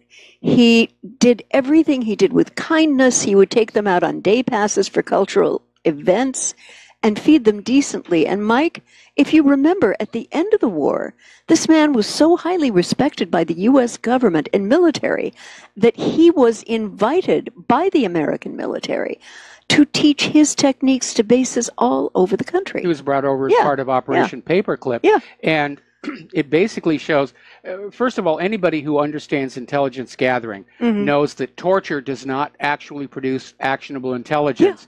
What it produces is a politically expedient confession. And that's all it produces. And so what we're going to be seeing in the future, as we've already seen in the past, is people tortured into confessing to the made-up crimes used to justify the war. Right. And you need to understand, the U.S. government, the CIA, tortured innocent Iraqis to death. Right. To find the nuclear weapons, which, as it turned out, never existed. Yeah. And people who torture like to hurt people because they can, and psychologically get off on the process and know that they will be able to get away with it with impunity. You know about the old story about the sadist and the masochist? Talk to me. The masochist says, beat me, and the sadist goes, no. And it's interesting to me in this choice of Haspel because the fact that President Trump and his advisors chose a Torquemada archetype as the director of the CIA. And by the way, for those who may not know, he was a primary torturer during the Inquisition. Rather than a Scharf archetype does not bode well for peaceful American foreign policy at any time soon. Well, American foreign policy is not peaceful. As I was saying earlier in the show, the diplomacy has vanished. Negotiations have vanished. America's foreign policy is taking on this might makes right mentality. It's all bullying, bellicosity, blustering, and basically the U.S. government is operating like the mafia. You do what we tell you to do or something bad's going to happen. It's a nice country you got there. It would be a shame if something bad happened to it. Yeah, exactly. And this kind of feeds into the next article that I found from antiwar.com. And for those of you who would like to explore other sites, I think antiwar.com is a very solid site. And this article is titled, Republicans' Apocalyptic Fantasies Are Now Playing Out in the Middle East. And what it says was that more than 20 people in Gaza were dead Monday morning before anyone in Washington had had their breakfast. This was pitched to the awakening nation as a series of deadly clashes, even though the deadly part applied only to one side. It was a great start to the day in which the president, who doesn't know anything about anything, prepared to toss a lighted match into a lagoon of gasoline in the Middle East. And this genocidal behavior on the part of the IDF toward the Palestinians, Mike, is encouraged and abetted by President Trump's acquiescence to the move of the American embassy from Tel Aviv to Jerusalem, It's coupled with the end-time insanities of Reverends Jeffress and Hagee, which are very dubious in terms of both their biblical origins and interpretations, and the rabidly wretched racism of Israel Chief Rabbi Yitzhak Yosef. And it's painting a very ugly picture of 21st century Israel. Well, I think what happened on Monday may be the turning point, because everybody has been looking the other way at what Israel's doing to Palestine and the West Bank, because they've been taught to believe the Jews are God's chosen people. They suffered through the Holocaust. We have to allow them to behave like this because of all they've suffered over the last 2,000 years, which is nonsense. And now all of a sudden, I think people looked at what happened on Monday and they're saying, no, we can't look away from this. And we're seeing all these stories about how American Jews, they're appalled by this. They're pulling back. They don't want to support Israel any longer, either politically or economically. And this may have been one step too far. I think a good parallel, of course, is the Amritsar massacre. Yes, you have mentioned that to me in conversation. And I really like the analogy that the author of this article used, likening what Trump has done here geopolitically as being akin to tossing a lighted match into a lagoon of gasoline. And it's very adept. That's exactly right. And I would like to point out to our listeners and readers, people in the Middle East do not like us for our freedoms, dislike us for our freedoms, as the war criminal President Bush famously used to love to say. They dislike us because U.S. foreign policy in the region has been completely outsourced to the country of Israel, and Americans have been forced to live with those negative consequences of that Israeli outsourced foreign policy for way too many years. This is the foreign policy that led to the war with Iraq, may well lead to a war against Hezbollah in Lebanon, a continuing war against Syria, and a war against Iran. Now, trust me on this. Tel Aviv wants those wars outsourced to the U.S. military, but only at the cost borne in American blood and American money. Now, Mike, I'd like your opinion on this. The only political leader I'm seeing right now as an adult in the room on these issues in terms of potentially stopping further wars is going to be Russia's President Putin. I'm in agreement. He is the only adult in the room. Everybody else is behaving like spoiled children, or even worse, psychopaths. And they do fit the classic pattern. Snap decisions, very self-aggrandizing, seeking positions of wealth and power, and totally oblivious to the suffering of others around them. And I got an email from somebody who was challenging me on my theory that many of these mass shootings are staged to support the gun grab agenda, saying our government would never do that. And my response to that is, look how many millions of people the U.S. government has been killing just since the end of World War II. Of course the U.S. government will kill anybody that suits their purpose, including American children, if they think it's going to accelerate the process of disarming the American people. Absolutely. And I think that that reader at some point is going to have his Buddha moment on the road, if you will. Yes. A moment where the reality of seeing this, and it's very hard for people of our generation. As I have mentioned, I turned 69 last week. And I was always taught, and my school books always taught me, that the USA was always the right guy, doing the right actions in the world for the right reasons. Oh, my heavenly Ned, not anymore.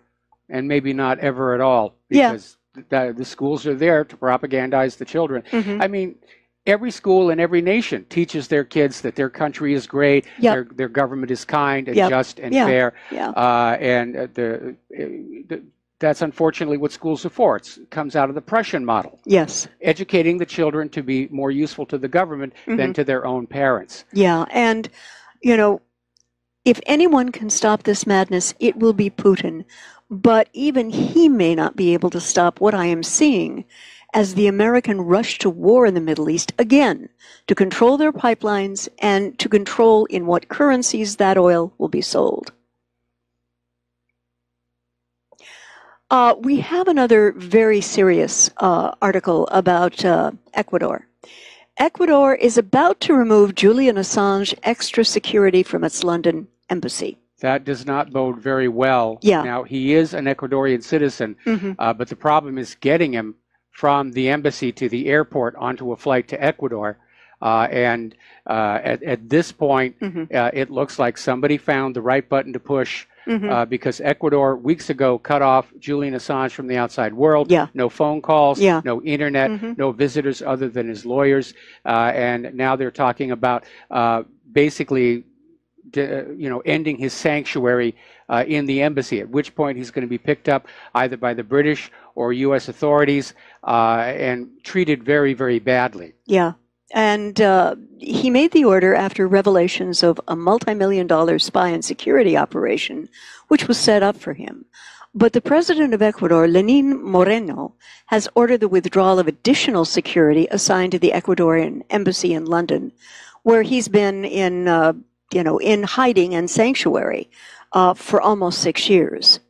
And the move was announced, interestingly enough, a day after an investigation by The Guardian and Focus Ecuador revealed that the country had bankrolled this multi-million-dollar, easy for me to say, multi-million-dollar spy operation to protect and support Assange.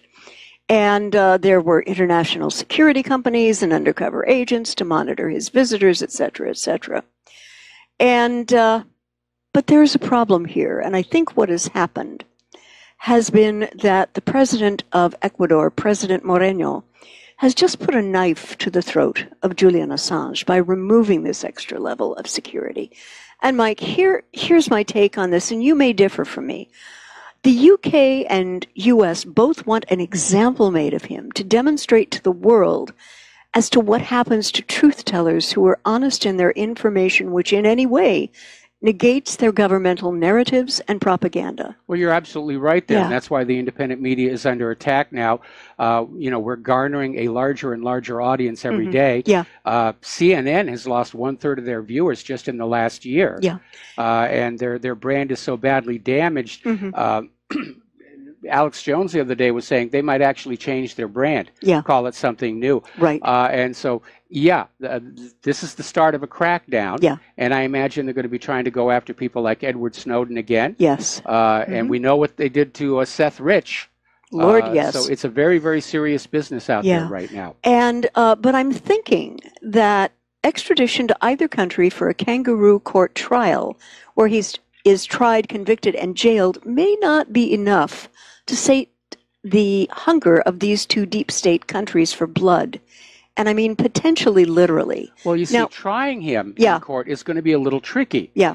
Because Julian Assange himself did not go out and acquire any of this information. Right. He ran the website where it was being put on out. Yeah. And he ran the website to shield whistleblowers. Right. In the wake of the fact that all of the whistleblower protection laws have been rescinded. Yeah. So people who are reporting government and corporate wrongdoing are no longer protected. They can be prosecuted and they can be sued by the corporations. Yeah. But now I'm hoping and praying that this doesn't happen because of the anger of both governments at Assange and the wanting to make an example.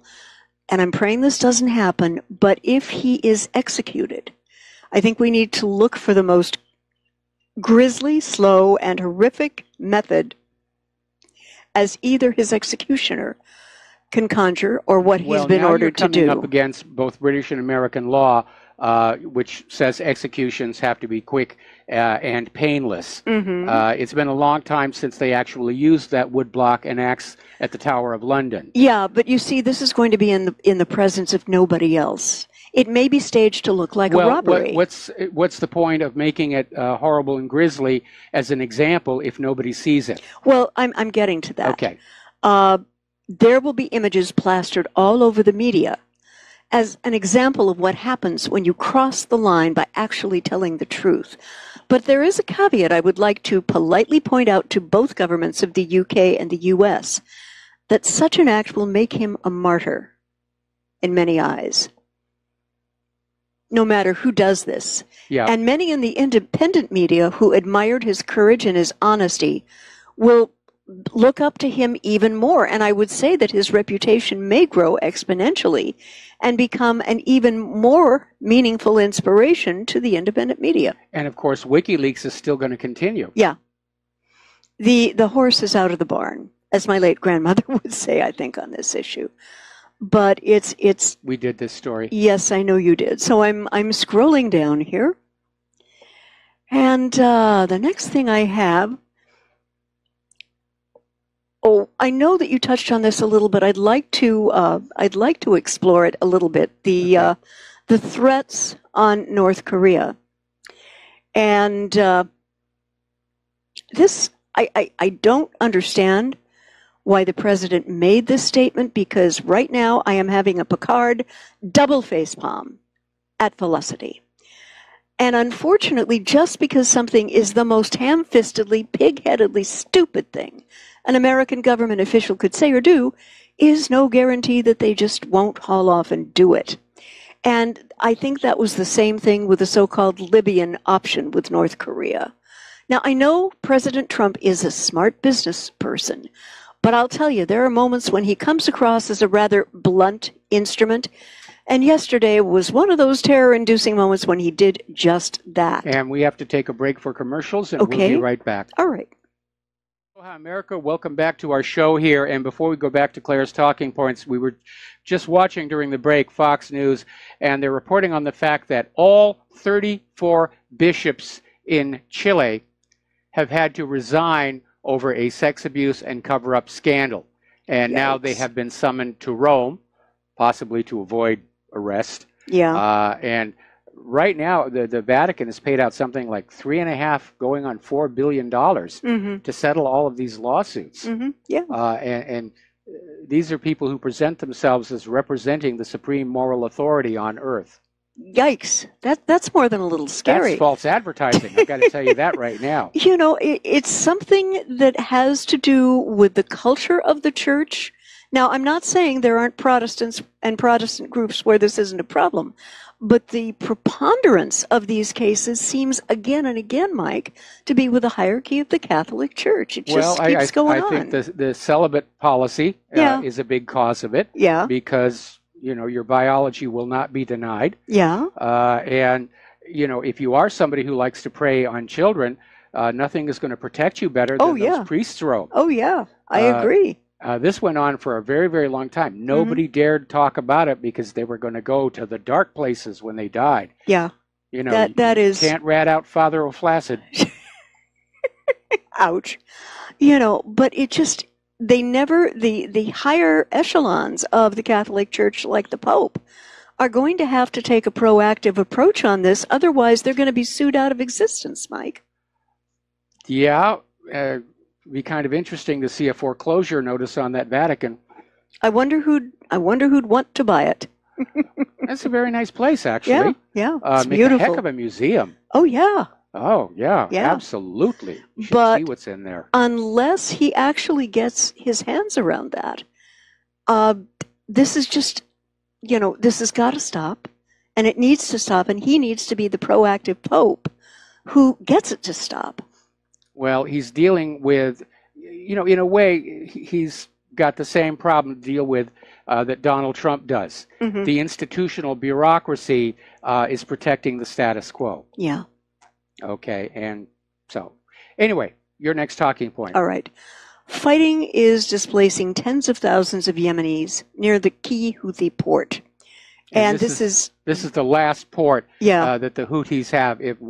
If the Saudis cut it off, then they're just going to starve the entire nation into submission, which, by the way, is a war crime. Yeah. The civilians say that they are facing terrifying mortar attacks with rockets flying overhead and landmines ripping people to shreds. Amnesty International is reporting that the worst is yet to come for the nation as the offensive worsens. And as you just said, Aiea is the lone source of humanitarian aid for roughly half of the country, which makes it a strategic target, but the fall of the port also means that half of the country, the half already on the brink of starvation and recovering from a record large cholera epidemic, will be under even tighter siege, Mike. And by the way, they've just discovered the cholera vaccine doesn't really work. Oh boy. And the continuing Saudi genocide in Yemen, Mike, aided and abetted by U.S. military forces, has to be one of the worst silent screams of the 21st century. And I say this because not one of the prostitute corporate U.S. media outlets is covering this. You have to go to an independent outlet like us. And I posted some very disturbing images of what is going on. Children getting maimed and killed, babies getting maimed and killed, Yemeni civilians seeking relief from the heat getting maimed and killed. And I said, doesn't it make you proud to be, and I have a new phrase for people who are citizens of this country, a war American. Oh, I like that one. Yeah.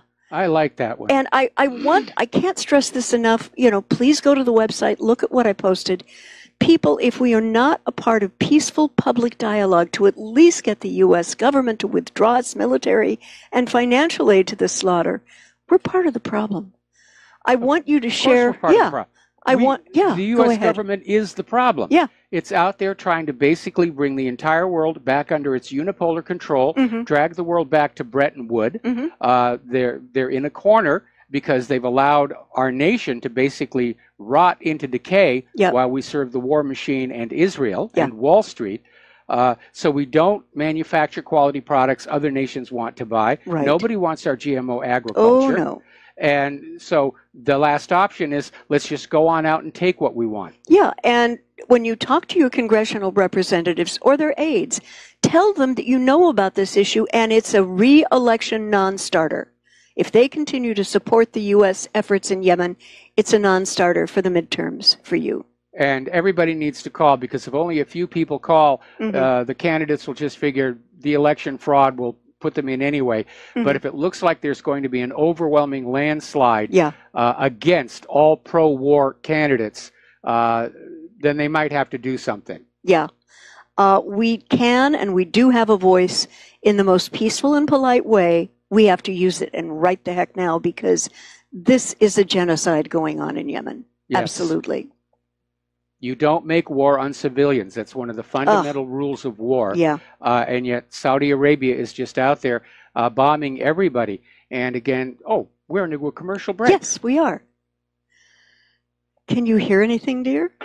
There it is. There's the music. All right. It's a little late coming up. We'll be right back. Aloha, America. Welcome back to the show here. And Claire, what is your next story? Well, the next story is, I think, a very interesting one, and one that should have happened. Russia's investigative committee has launched a criminal case against an American journalist who wrote an editorial calling on Ukraine to bomb Russia's newly opened bridge to the Crimean Peninsula. Tom Rogan urged the Ukrainian government to launch airstrikes and destroy elements of the bridge to Crimea in a Washington Examiner magazine op-ed published on Tuesday. Kiev, the U.S., and European Union criticized the opening of the road and rail bridge and called it a violation of Ukraine's territorial integrity. And the investigation has detected signs of public incitement to terrorist activity in the territory of the Russian Federation, the investigative committee said in an online statement on Thursday in reference to Tom Rogan's article. The publication's editor will also be a subject of pre-investigation probe for publishing Rogan's commentary, said investigating committee spokesperson. So I say good for Russia. I mean, this kind of alleged journalism is fit only to line the bottom of a bird cage or pick up a puppy's leavings on the grass when walking the dog. And that's a shame, because Washington Times used to be a pretty good, reliable source of information. But if they're putting out this kind of nonsense... They got turned. And again, they're still pushing that idea that Russia stole Crimea. That is not what happened. Yeah. The Crimean people voted in a referendum overwhelmingly to leave Ukraine. It was actually two. One to leave Ukraine and one to petition the Russian Federation to join it. And both referendums passed with a landslide. Yeah. And that's what actually happened. But the U.S. refuses to recognize the right of the Crimean people to have self-determination, even though that is guaranteed by the United Nations Universal Declaration of Human Rights. Yeah. And so the official story is Russia stole Crimea, and our foreign policy is being built around this fairy tale. It was an absolute lie. It never happened. And even President Obama stated and admitted on one occasion that the U.S. was very much complicit in the Maidan riots and what toppled Yanukovych, who was the duly elected president of Ukraine, and installed Poroshenko, yes. And now the U.S. will not extradite this guy. No, of course not.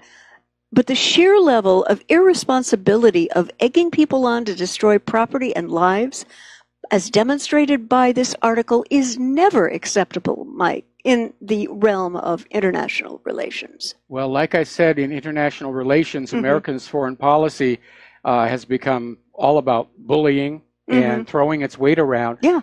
There's no more diplomacy, no more negotiations.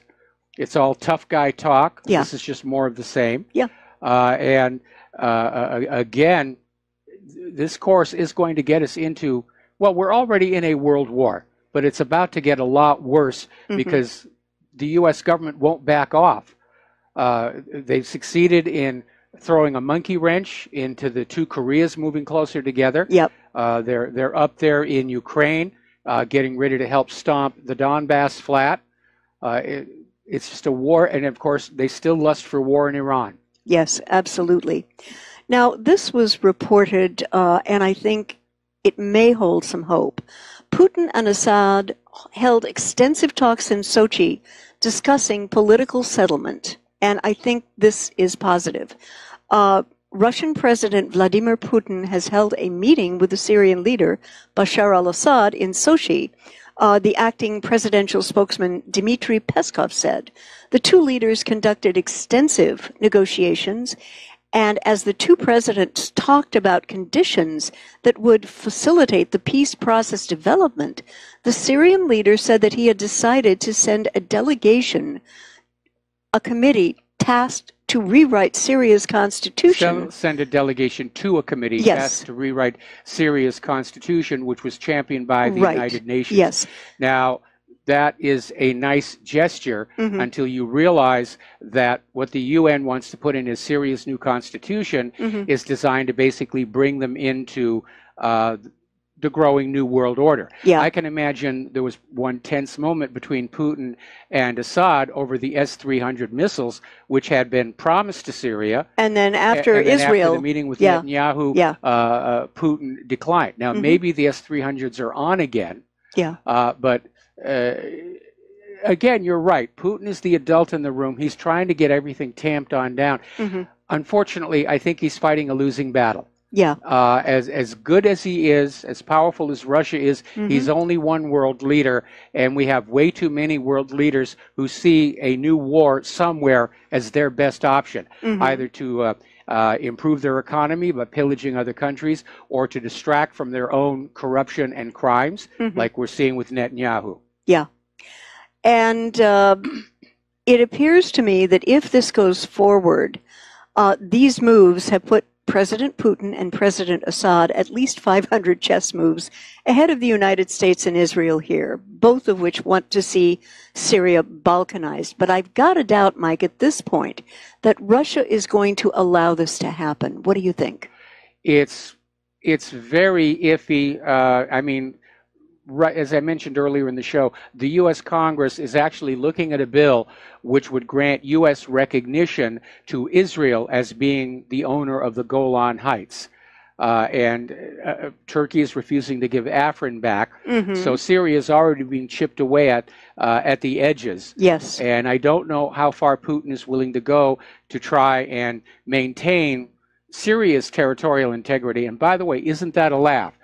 When you have the, on the one hand, they're saying we've got to protect Ukraine's territorial integrity. Yeah. And on the other hand, they say, well, we're going to whack off the Golan Heights and say that Israel owns it. And whack off other pieces for and Turkey. Whack off other pieces. Yeah. Well, Turkey did the whacking off in that particular case here. I know. I think Putin wants to just basically tamp out in fact, unfortunately, he's playing firefighter in a room full of pyromaniacs.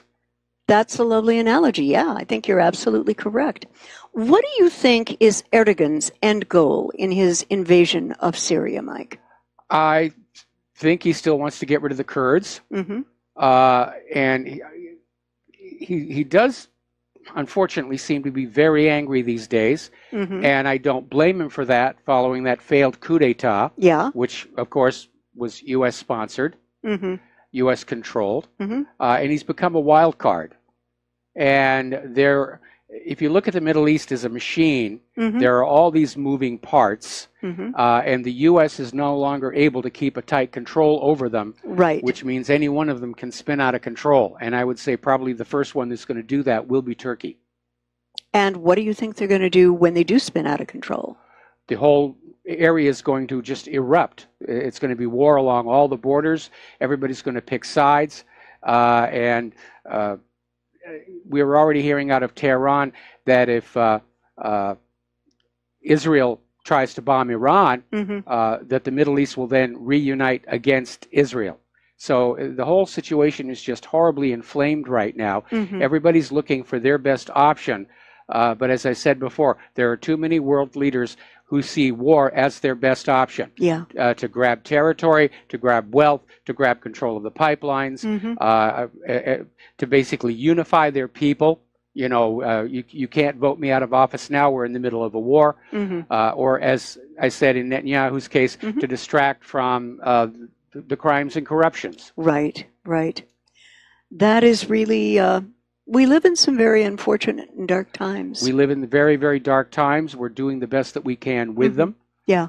But this nation really, this government has really mutated into something very horrible. And I keep coming back to the analogy.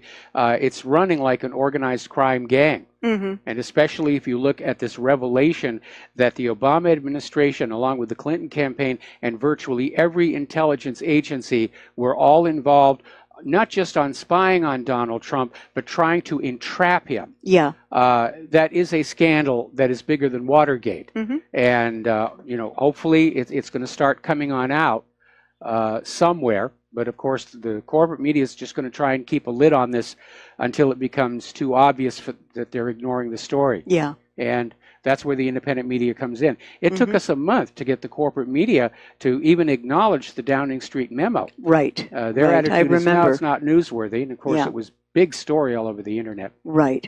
And speaking of illegality and elections and all that stuff, all that jazz, Circuit Court judge says ballots were illegally destroyed in Wasserman Schultz House race.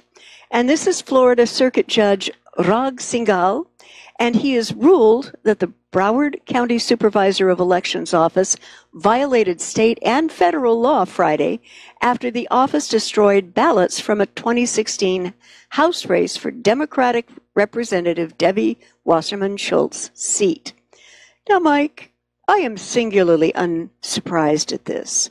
Well, what's going on here, of course, remember Debbie Wasserman Schultz used to be head of the Democratic National Committee, Right. Was hand in glove with Hillary Clinton, stealing the primaries away from Bernie Sanders. Right. And when Hillary lost, Debbie Wasserman Schultz had to get another job, so she went back home and ran for that seat and won it. And here's where the skullduggery comes on in. The election was won by a narrow margin, and her challenger did initiate a request for a recount. And then Debbie Wasserman Schultz basically told the state supervisor of elections that there was no challenge to her victory and they could go ahead and destroy the ballots, even though under law they're required to hang on to them for a certain period of time. Yeah.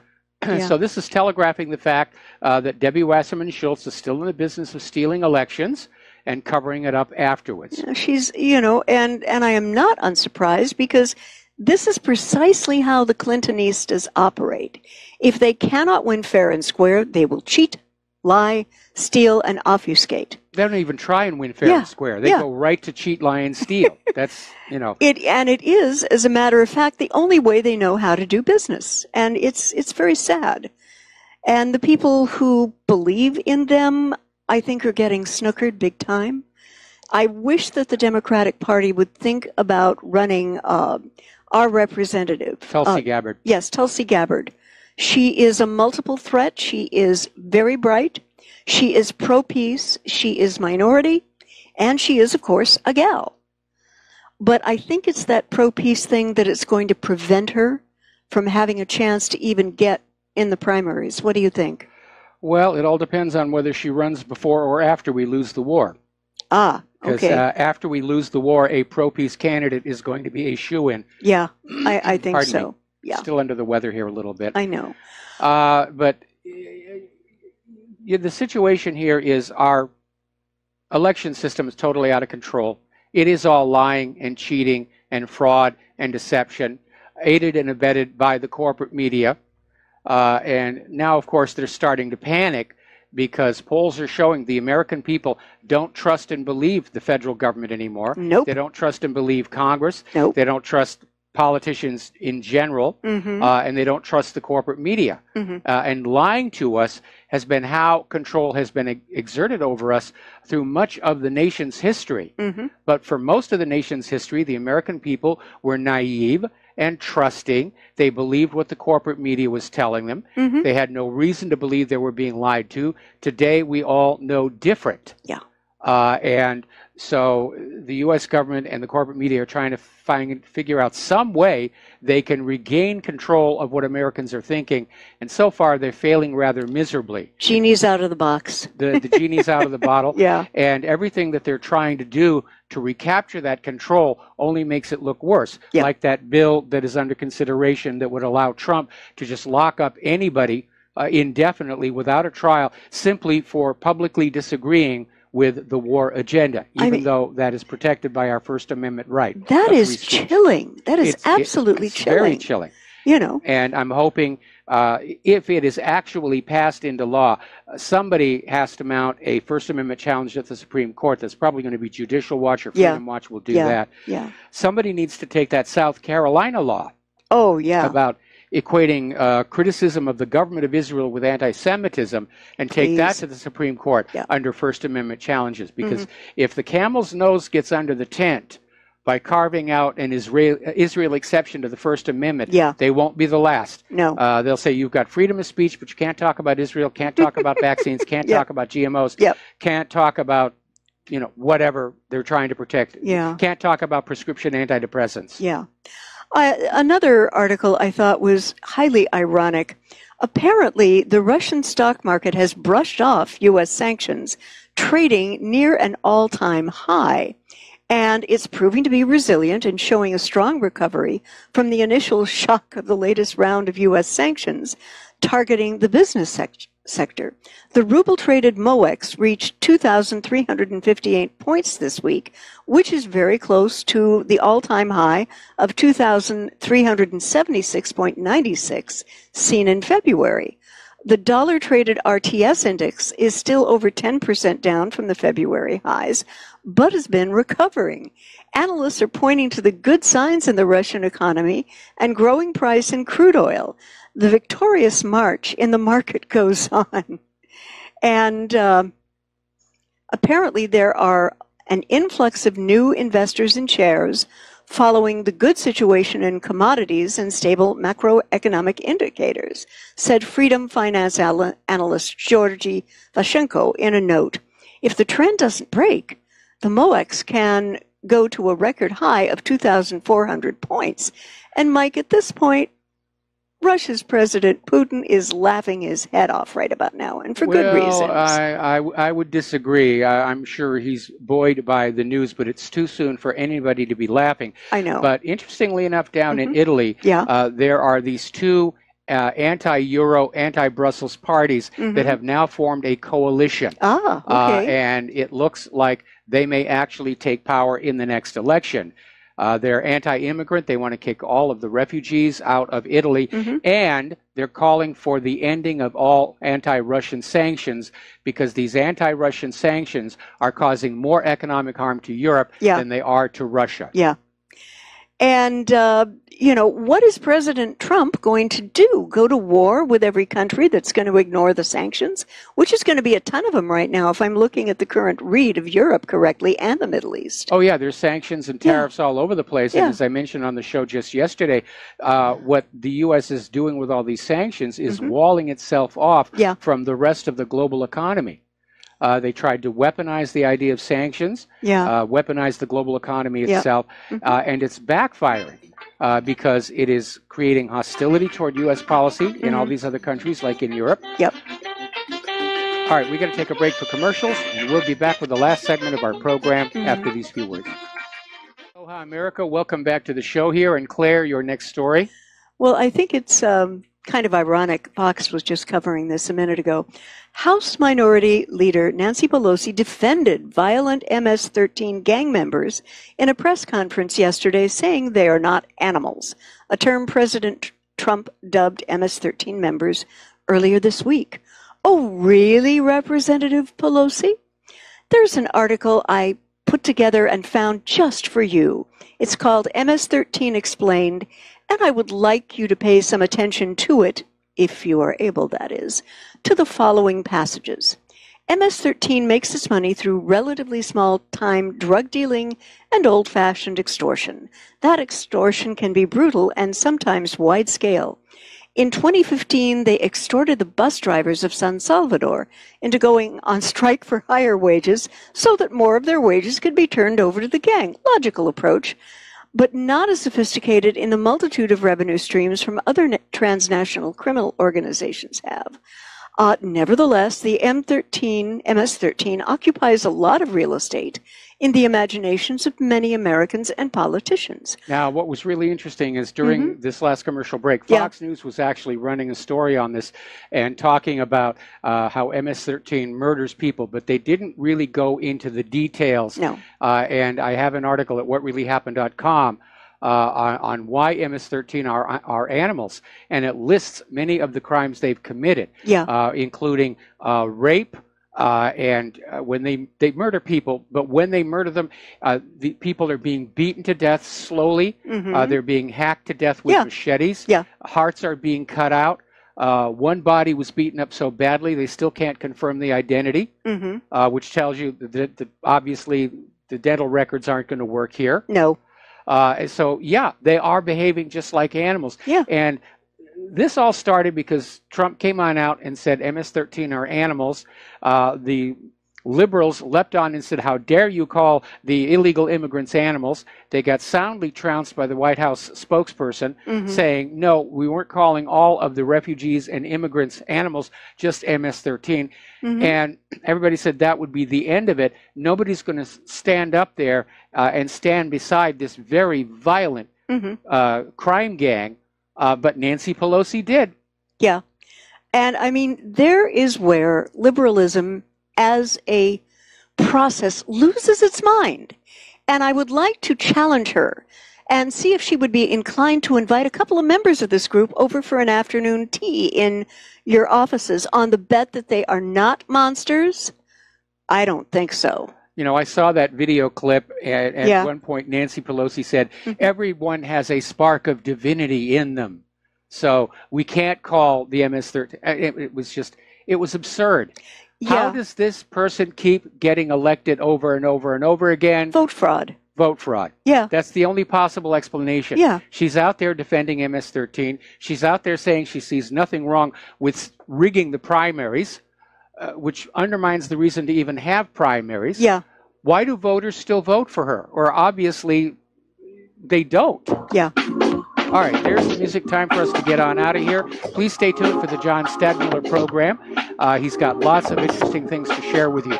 Please take what you learn here, share it with everybody that you know, talk to them face-to-face, use email. Don't bother with social media. It is so heavily filtered now, it has become absolutely useless to the American people unless you're a big fan of kitten videos. So have a really good weekend. Have a safe weekend, and we'll be back on Monday. Aloha, America.